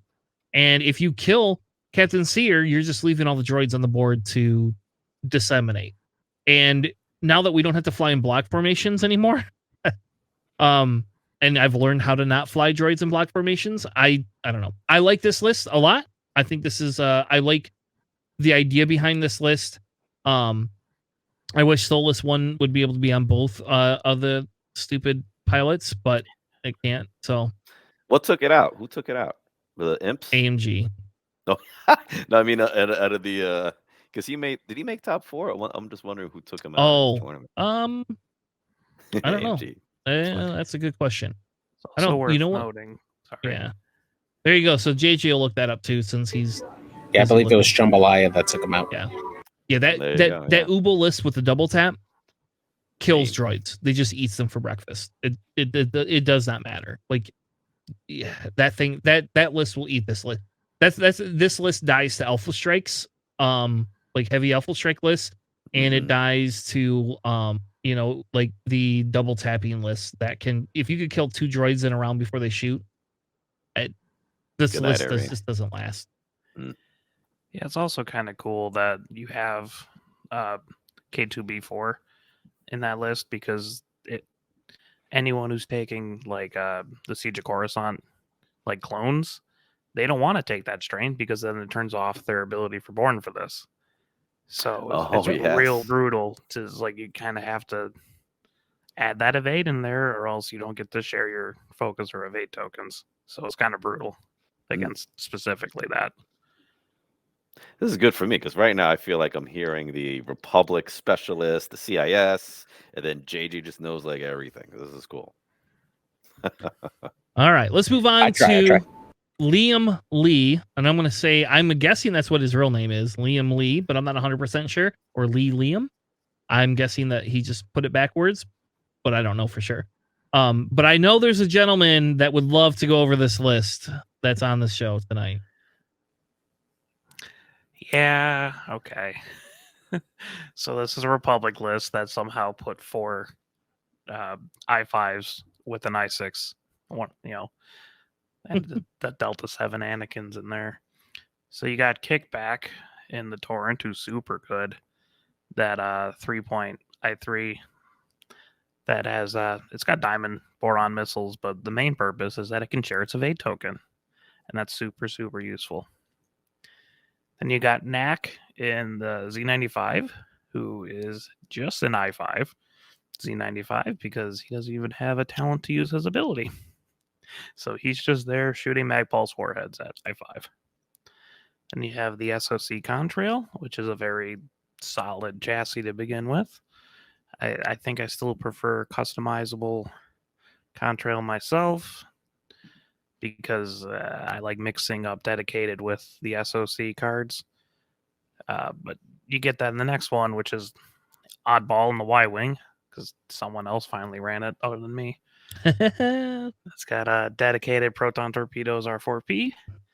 That'd be a solid loadout if you're not doing anything Saint Council, and I think he's actually pretty solid for a 4-point ship, especially in this particular list. And then you got 7B Anakin with Chopper, Elusive, Patience, and Spare Parts, which you don't see too much. Usually it'll be, I think a lot more people are on the Extreme Maneuvers Predator kind of thing, but that's still a very defensive Anakin, and having a Chopper on an I6 is pretty brutal, even though you can block them now. So that's my favorite Anakin. Chopper Anakin with Yeah. Patience Elusive, or just Chopper in general? Well, I like Chopper in general, but I don't like the how about this? I don't like Patience personally. But I understand the logic in it. I like the Elusive Chopper spare parts canister Anakin over the Extreme Maneuvers, but that's just me. This is again personal preference. I don't run a lot of Republic, but I was running that Anakin for a while. So, well, it's exciting. That Chopper is just exciting. I haven't played. I played against it, and the few people that I've played that have run that, and then you don't want to be close to him, but of course he's moving last, so he gets close to you. Then you get a jam, and then you're going to be pulverized. So that's exciting. It keeps X-Wing exciting. And like defensively, you can use, you don't have to run in Chopper naked. It is still 2 evade tokens, and depending how you do Anakin's maneuver, you could actually end up clearing the Chopper, but that's a little bit complicated. And The Elusive and the evade from Chopper and an evade from Kickback makes that like you can't shoot at him. It's got 2 evades and 3/4 and Elusive. the part that a lot of people tend to miss too is spare parts canisters on it. It has double use for it. It can act as an extra chopper charge for Annie, or you can use it to clear off locks as well if Anakin is facing up against an Alpha Strike list. That helps Anakin just breaks all those locks and go in and makes them. it's like makes them it's noise. like the weirdest card, right? Like I'm gonna drop a little mini debris thing and I'm gonna break lock. I don't understand it, but it's hilarious. So It worked in episode 2, man. Just saying. I know. I'm just saying. Also, It's the best part. It's very, very good against like other Vaders who are also I6 that need to have a target lock on Anakin. All right. Well, let's keep moving because we haven't hit top 16. We're still in the top 8. The next gentleman, I don't know how to name code. I know he's from the veteran or the veteran Discord. I can't remember its name off the top of my head, but I used to be a part of their Discord. Actually, when I first started X-Wing, I used to watch all of their streams. Because that guy would always stream early in the morning, and I always was able to watch it after work or during work, like the replays. So I can't remember the gentleman's name, but anyway, JJ, why don't you? I don't know. Why don't you take us really quickly through it because it's almost identical to what we've seen before. Yeah, so Nako Nali playing the Galactic Empire with Battle of Yavin, Vader, Backstabber, Maul Mythal, Iden Versio with Elusive, and Iron Cannon, and then 2 Black Squadron Aces to fill out this list. You're basically substituting Ubel for 2 Black Squadron Aces. Those are going to be the objective grabbers in this list, while Backstabber and Mauler can pummel the opponents at I5 with 3 dice apiece, and Iden helps them keep alive. And then Vader here probably acts as your flanker, just being able to be very, very accurate with the with extra shots coming in. So very good. Yeah. Next list is Star Slingers for Republic. They also have an Anakin Delta 7B, but this one is the standard Extreme Maneuvers R2D2 Predator. I believe this one is the one that was on stream on GSP. I'm pretty sure. Mm-hmm. And this is this the one that went to the road roll too? I don't remember that. I just remember seeing Tyler Tippett play. Yeah, I think this went to a road roll for the last round. I'm almost positive because this played against the recoil list, if I remember right. And I bet on the recoil list just because I was like, oh, I bet you if it doesn't win, what do I care? Because I'm going to lose all my GSP points. But if it does win it, I'll be in the lower minority because it's Tyler Tippett. And everybody knows that guy very well. Now here we see the SOC Ada Obi-Wan, which I am not crazy enough to run. But I do think for 4 points, that's a huge buy. Huge buy. I do really like it for 4 points, but you have to be, I don't know, you have to be really good. Like it's just, yeah, it's not Chris. This is not a Tanner list. Then he also has Kickback, which we talked about earlier. Click with the SOC, which is amazing. But he has his own contrail with Crackshot, R7A7, delayed fuses, Besh, and proton bombs, which I think that's unique. I think I would just run the SOC click or contrail, but I did see him get off that R7A7 is actually really good on contrail, so it's kind of hard to pass that up, I think. But yeah, I don't know. Seemed like a pretty good list. It's very cagey, and that Anakin never dies. I don't care what it is. Anakin does not want to die. No matter what you do to that Anakin, he does not die. The R7A7 is pretty handy. I forgot what it did, and I just looked up. While you perform an attack, you spend a charge to change. Yeah, it's a crit, and crits are big in this game. Especially with Crackshot, it's a really dirty combo with that. Yeah, and then the proton pretty clutch too for salvage. Yep. Yeah. All right. Well, let's move into the top 16. So here's what we're gonna do for top 16. We're not gonna go through every list. There's probably not a need to go through every list. What everybody gets to do is you all get to pick one list that you like, and let's talk about it, and then we can kind of move on from there. So we're gonna give Alex, you go first. Which list? I know which list you're gonna pick. Which list do you want to talk about first? Joke's on you. I'm going with the 4 U-Wings. All right. Okay. All right. There you go. Because that list is super cool. We've spoken about this on your podcast actually, like last week or something, that U-Wings are very incredibly efficient ships. And you have Saw Gerrera with the Child, K2SO, false transponder codes, and Selfless. You got Magma with the Clan Ren Commandos, Hotshot Tail Blaster, Notorious. Cassian with Leia, Selfless, Tactical Scrambler, and Benthic with Perceptive, Jyn Erso, and Contraband. And those are just like a great toolbox of a crew that you can bring. The Child, I mean, it's 2-force. You can continue shooting at Saw Gerrera, but he gets rerolls when you do it. And then Magva also kind of protects everyone, so you're not getting whatever target lock you get with the Child onto Saw Gerrera is kind of getting neutered a little bit by Magva. And then also you got Clan Ren Commandos, which is fun and interesting to me. I think that, to me, that's the best part about that list, is because I've not actually seen that. Usually, like, but I guess if you have the extra points, right? You have Leia, you have the child, you get your K2SO, you got Jyn Erso, you got Perceptive Copilot. What else do you need? But Clan Ren Commandos? Hells yes. Let me give some strains out to every one of my opponents. I love it. I think it's great. Did That's any of when you see the stream yesterday? I think. Unfortunately, No, I did not. So the real quick tidbit, it not only it went, I believe, 5 or maybe it hit the 6th round, but he was going against, I believe, a 6-ship CIS possibly list.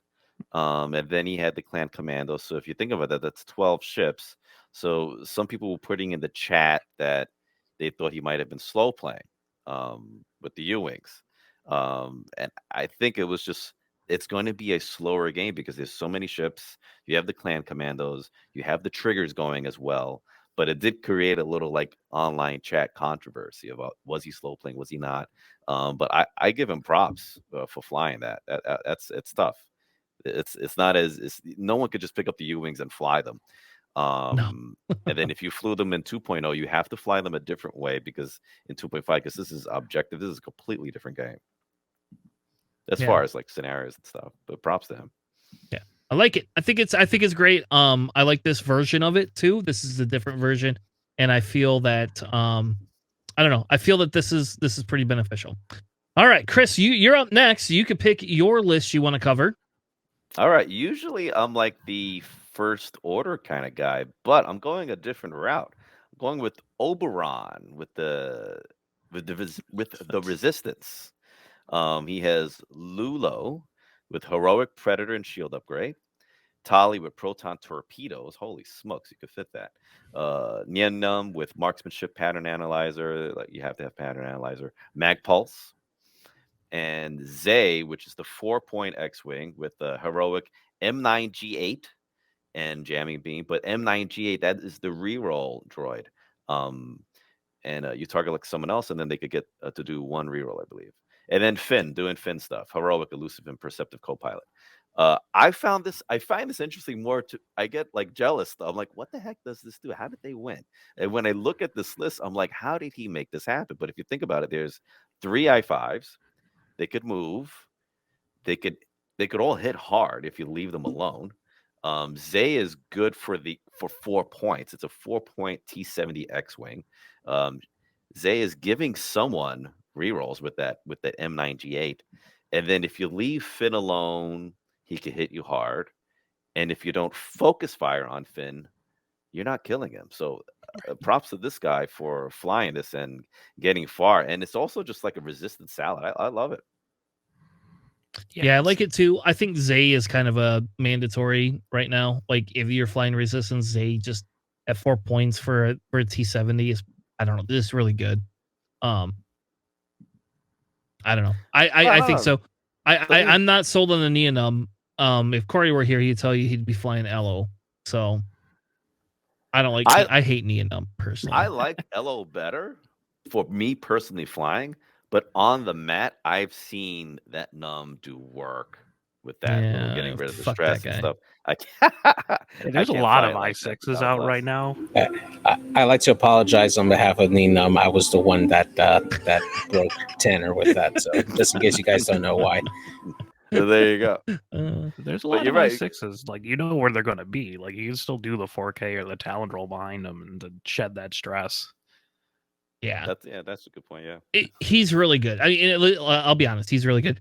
Finn is the broken one that I think needs to be banned, but that's just my opinion, and I'll run to the grave with that. I think Finn is just put Finn at 4 points and let him keep the same loadout, or just put him on the fucking ban list and let's move on with our life. Finn Gunner and Finn Pod both can just fuck off and die. So hold on a second. We're gonna take a quick 10-second intermission. You will ban Finn, but you don't want to like nuke to death, nerf to death, Vader Fender? Really? Yeah, because nobody wants to give Finn. If you put Finn at 4 points and leave his loadout the same, then I don't care. At least he's worth 4 points. Finn is the most consistent ship in the game. The only thing that Finn hates is bombs. That's it. Wes Jansen. I like to Okay, fine, I like to Wes point out that Finn has not won an event yet. Just saying that. But that's not Ooh. Finn's fault because Finn's not the centerpiece. He's just the cheap shit for brains. Okay, look, Chris, I'm gonna be honest. I like the character in the movies. I actually like the sequels. Just so you like, I'm that weird I guy love that the loved them. sequel. Yeah, I love Um, the sequel. Yeah. Most people will give me a lot of shit for that. I like the sequels. So, and in Yeah. them, I really like Finn. And I just think in X-Wing, he's done a disservice. That's just my personal opinion. A big disservice. Because we have a 3-point ship that you literally have to spend 3 or 4 ships shooting at him, which means you just ruined your whole thing. Vader Defender is 9 points. We know what he's going to do most of the time, and you can plan around some of that. That's the thing. The thing about Vader Defender, if you get rid of Juke, or let's just say you get rid of the talent slot for him, Mhm. and I'm not really for doing all of that, but if let's just say we get rid of the talent slot, Vader Defender becomes a lot less menacing. In his thing, Boy Vader is 3 points cheaper, which means you could take an Iden and him. You could take a Moff Gideon, which is pretty good, and Yeah. him, and it's just like, and he gets that ability without the negative consequences. I'm sorry, like I have not found Vader Defender to be that oppressive that I want to see him banned. But Finn, yes, Finn, especially Finn on Rey, just get rid of Finn on Rey. There you go. So that's all I'm saying. And we agree on a lot of stuff. And Last Jedi Defender, that's my boy. I think I'm realizing I hate for Vader Defenders. I have one close friend, Peng, who flies this. He used to fly it all the time. And then I'm like, nah, I got to see this all the time. And now I have to see it online. I have to see it at the tournaments. So that's why I got tired of it. But life goes on, my friend. We got this. All right. JJ, what's your pick? All right, so this one is by Gavin Fe. This one is called "Don't Fear the Reaper." This one is a Galactic Empire list. We got Defender Vader, the Battle Yavin version with Juno Eclipse with Ruthless Advanced Optics and FCS.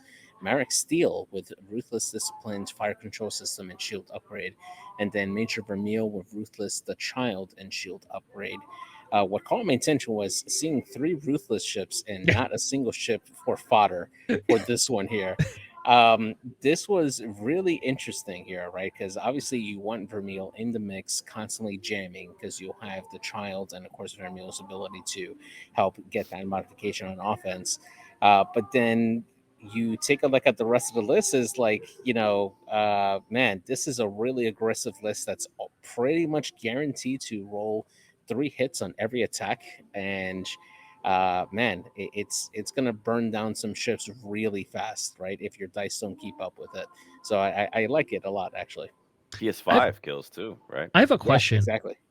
JJ, I have a question. So does the child, if you Ruthless Vermeil, does you get a child charge back? Good question. I think it's after I you think suffer it's an attack or defend after you yeah. defend, but I'll Okay. double check it. All I'm right, pretty because sure you have to be defending or thank attacking God, from because that would be horrible. because like- you don't get it back if you get bombed. Oh my God, That would be messed up. You're right. Can you imagine? Well, I'm just gonna Ruthless Vermeil so he gets his force back. After you, Oh, that would be horrible. Yeah, it says Um, after you defend. Okay, thank God. All right, I feel Yeah, so defend. much better. you I can feel do better. the same thing in Scum with R5TK if you I really don't wanted stop. to. Stop it. I don't want to hear it. But that's not in that's not an Empire. Thank God. So Empire does not need scummy shenanigans. It has enough crap in it. You're right, JD. There's no who are they? I mean, if they're all using ruthlessness, like maybe that's like more like a kind of get out of jail free, like an ace card that you use later, because they can't use it in the beginning because these ships are going to just their own ships will be shredded fast, you know. Yeah, exactly. And what's really cool is Marek Steel just being able to use discipline to get that barrel roll or a target lock onto a priority ship after either Juno or Vermeil dies. hmm I think that's actually a good combo there to really drive through. And since they're all shooting at I5, if Juno goes down, Juno still gets to shoot, and then you can still ruthless Juno if you need to after it's destroyed, to just add on, pile on there. And yeah, so great. Yeah, I Guys, think how that's about a Marek Steele's appearance, man? When's the last time you seen him do How about a anything? Merrick Steele without marksmanship appearance? Last Yeah, That's for real. crazier to me. I mean, you're depending on the ATC to generate that crit for you, but man, yeah, Merrick Steel without marksmanship, that's unreal.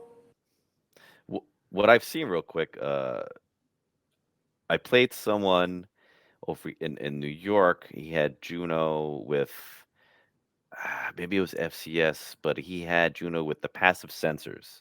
I don't know if you've run into. Oh, JJ's run into that. Yeah, that's not nice because all of a Yeah. sudden he can boost.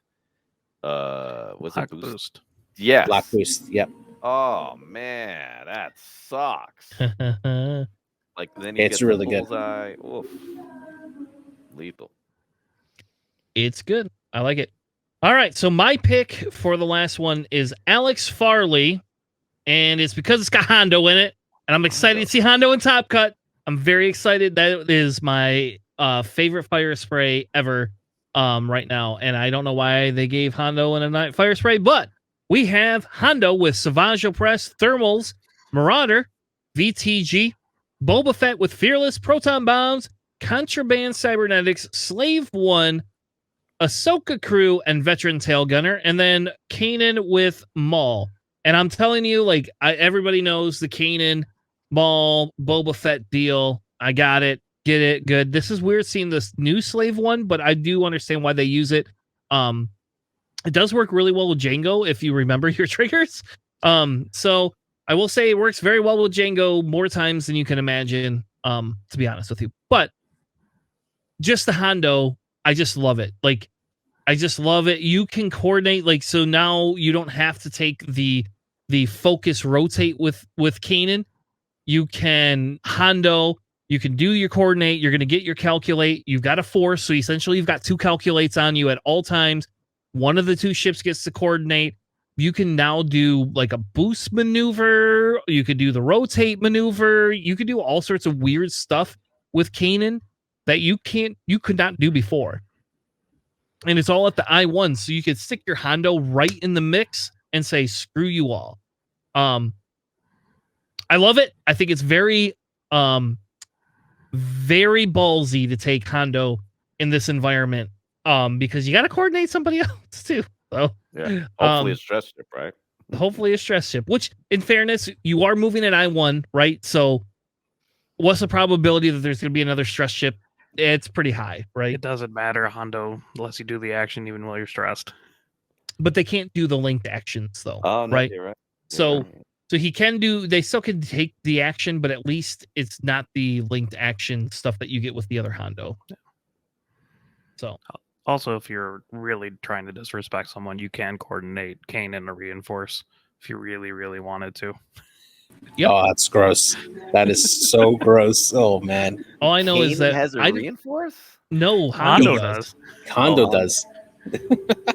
Oh yeah, yeah. This is on Hondo's action bar, is the coordinate itself. So Yeah. I wish they had streamed one of these games. I'll be honest, I Hondo, really yeah. wish that this was on stream. Well, I was gonna ask you guys. I was gonna say, any of you have flown? Have you flown Hondo yet? Because I'm like, oh no, I'm not gonna bother.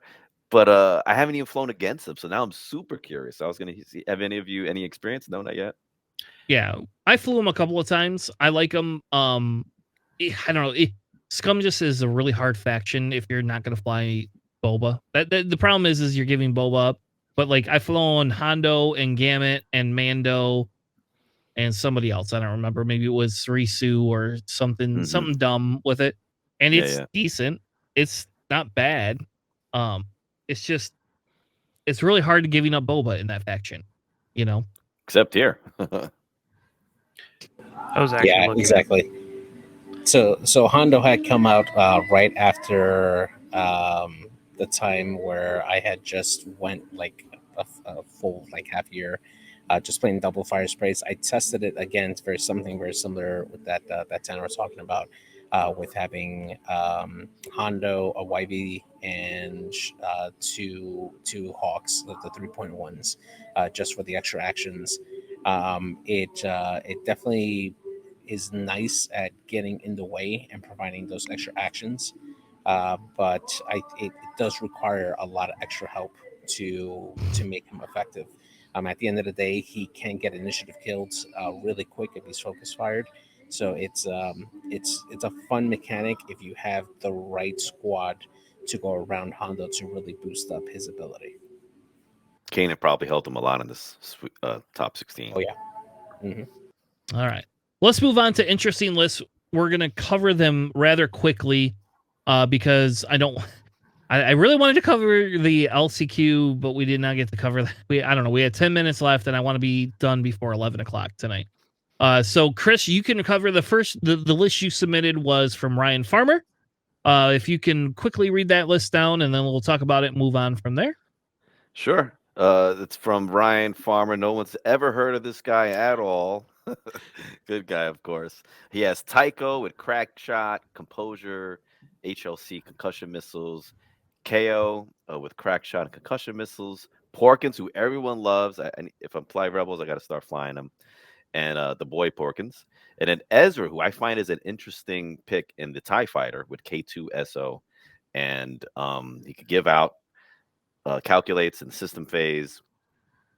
Number one. Number two, Ezra has a force. So if you're trying to shoot him, he'll have a force. Will probably evade, be a little harder to kill. And then Luke doing Luke stuff, extreme maneuvers, which I found interesting. I was like, this is a cool list. It's not. I've been waiting to see Republic and Rebels come up with some type of salad list that works, and I'm glad that he came up with this list that works.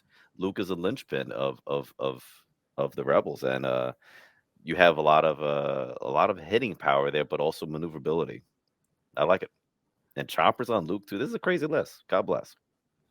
Yeah, I do like this list. He went 3-2, so it was pretty. I think this was this was pretty a pretty good showing for somebody that doesn't fly all the time. And I love Keo. I think Keo. I'm not sold on the crack shot concussion missile, but I do like Keo, and I think Keo is maybe not an S tier ship, but I think it's pretty close to that.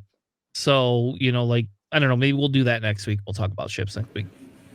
Yeah, and the last note on Ezra as well is just the lot of things that people miss is that K2SO provides a white jam. So Ezra acts like a Reaper in this list. Just being able to give that extra calculate and then going in and jamming and still having the force to mod. It is a really versatile ship for 3 points. And that's we honestly don't see too much in the Rebels right now. Yeah, it's good to see him. So the next one is by Pride Botnum. This is a Scum and Villainy list. I had to put this in here because it has fucking Cavill. We have Cavill with Cutthroat, Ion Cannon Turret, Watchful Astromech, Thermals, FTC, and Delayed Fuses. Then we have Tell. We have Tell, not Tell. I don't Tell with Cutthroat, Synced Laser Cannon, Queel, Overtune modulators, and Tactical Scrambler. Then we have Paylob with Cutthroat, Lando, Proton Bombs, Moldy Crow, and Kanan with Maul. I've never seen this list. All I know is that I cannot believe Cavill went 3-2 on one of the days. And this, like, I don't know where the fuck Zach is tonight, but Zach, you must put this on the table because he's running a 6-point Jump Master, a 5-point Hawk, and a 5-point Cavill. I don't know. I'll be perfectly honest with you. I do not know how this list works at all, but I'm down for whatever this is. Whatever this is, I'm here for it. I think it's great. It's a token stealer. It takes away one of your attack mods. If you think you're killing or got to kill Tell, doesn't Keel can't you do an action and take away a bunch of cards? You or something, can. right? Yeah. So that it's the essence of Scum. That's a great pick. It has a good pilot.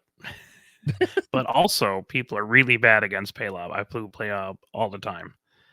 And people are very bad against Paylob and bombs.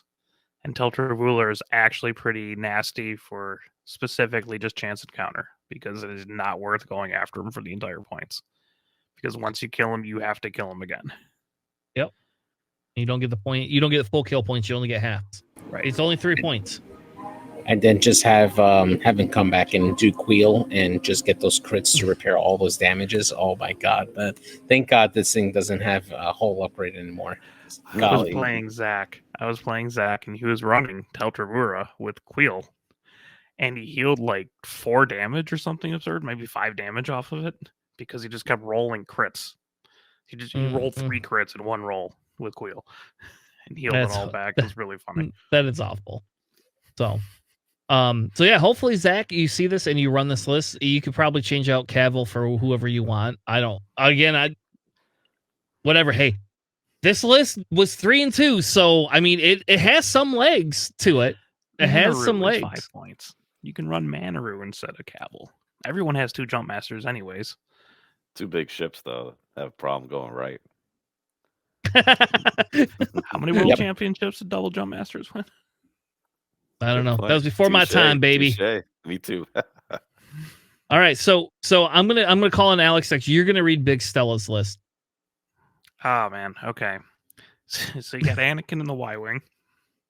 What did this go? Is this 3-2? This is 3-2. I only picked 3-2 lists, so I want you. You have to run this too. That's important. I want to see you run. Okay, so it's Anakin in the Y-wing with Saint Council, Instinctive Aim, which is negative energy, proton torpedoes, weapon system officer, and R4. And I'm not sure if anything else is past there. Got a little bit cut off.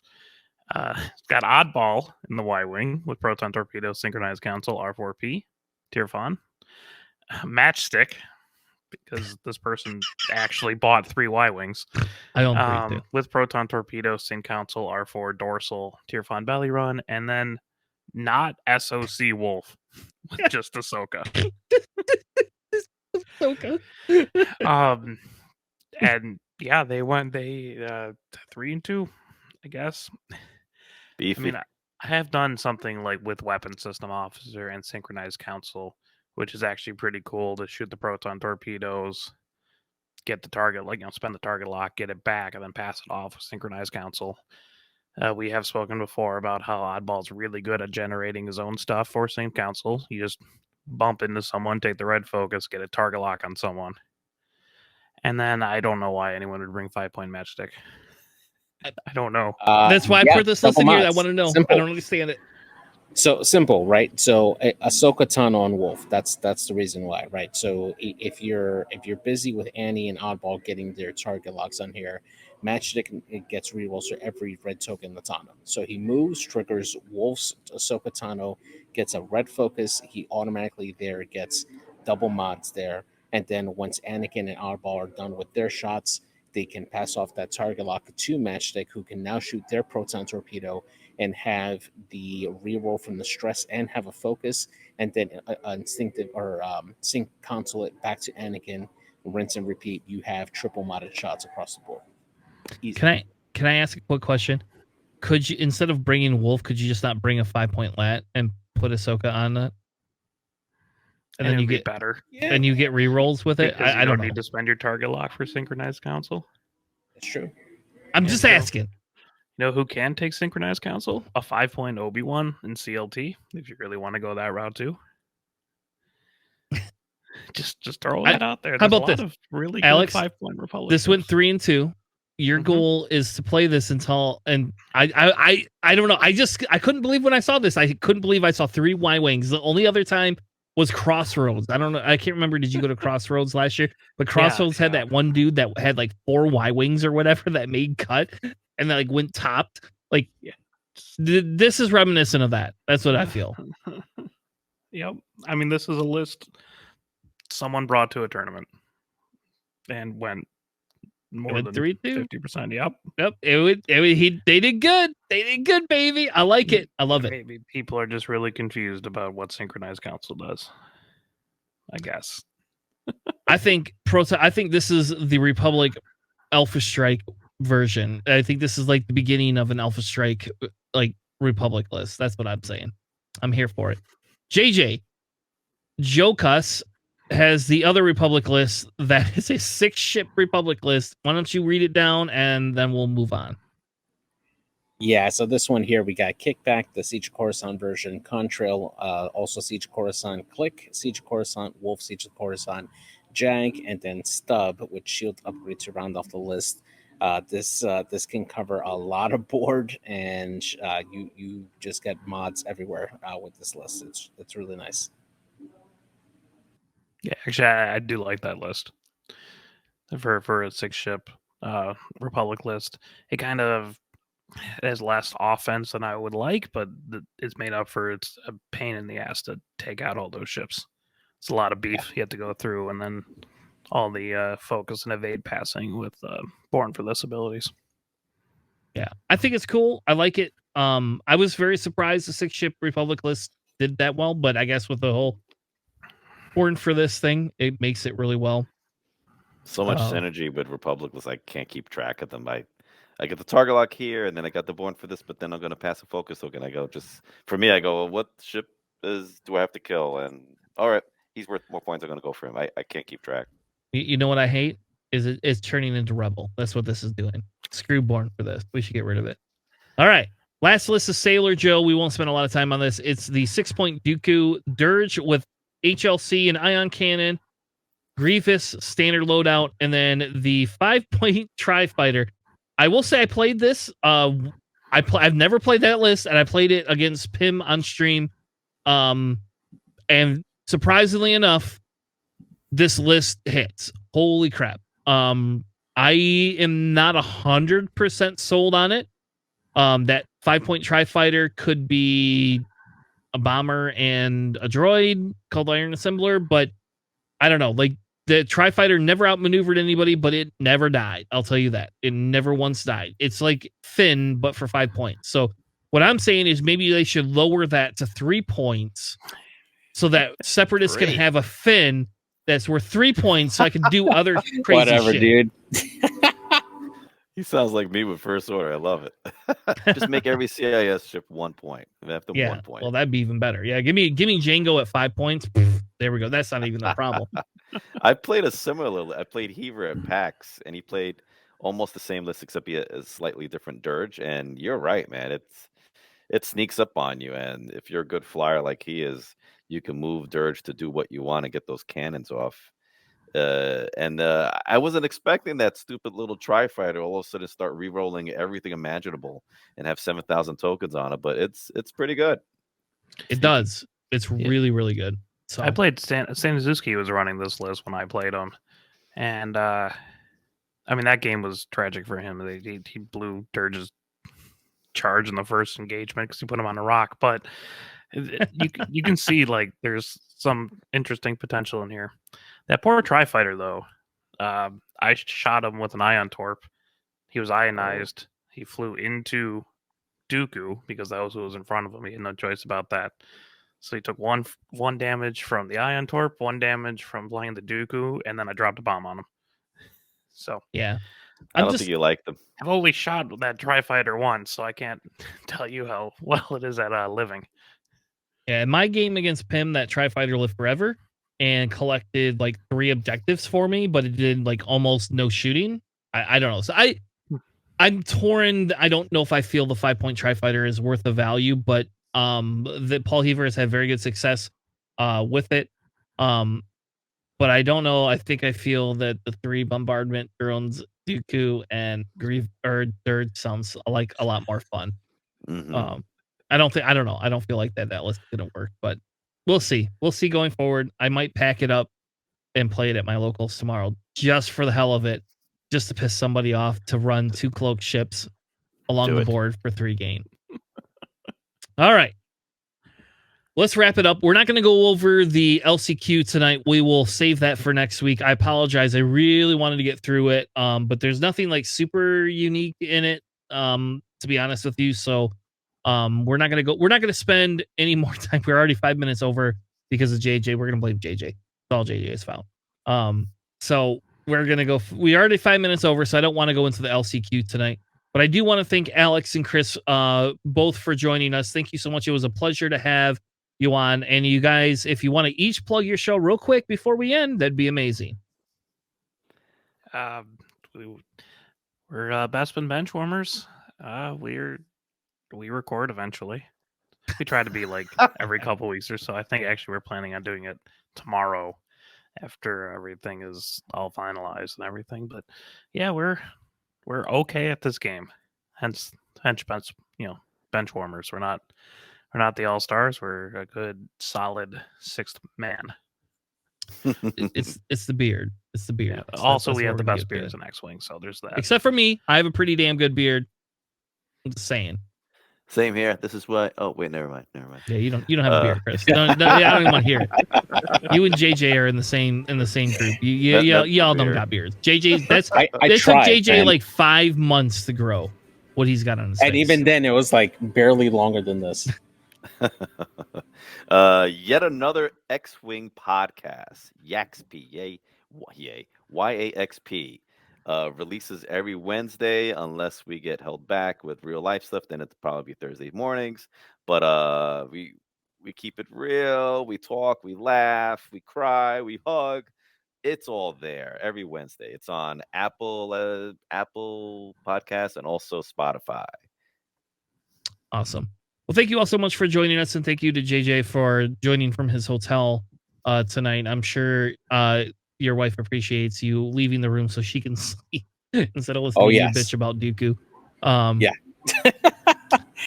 With that being said, we will be back next week, Sunday, 9 p.m. Eastern, with another amazing show. We are going to be, I don't think there's any more tournaments, so we were going to be going back to our list archetype discussion with part number 2. If you missed part number 1, you can check it out here on Twitch or on YouTube.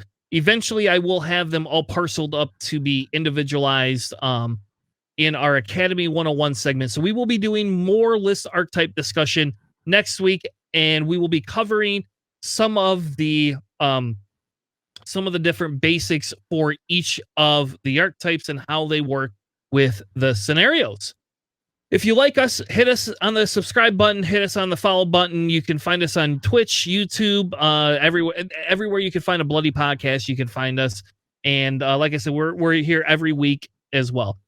If you're playing Kyber Cup, and I know this is late in the game, but if you're playing Kyber Cup, please post your games in the stream so that people like me can pick them up and stream them, because I get bored, especially between 7 and 10 o'clock at night, and I have nothing better to do with my time but stream X-Wing games, it seems. So if you would like your game streamed, please put it in that spreadsheet so that me and Greg and some of the other podcasters can actually find some games to stream, because I would like to be streaming at least on Wednesdays every week, if not Wednesdays and Fridays. So with that being said, thank you all. Have a good night, and we will see you next week or earlier if we can pick up a couple of XCC games. Have a good night, everyone.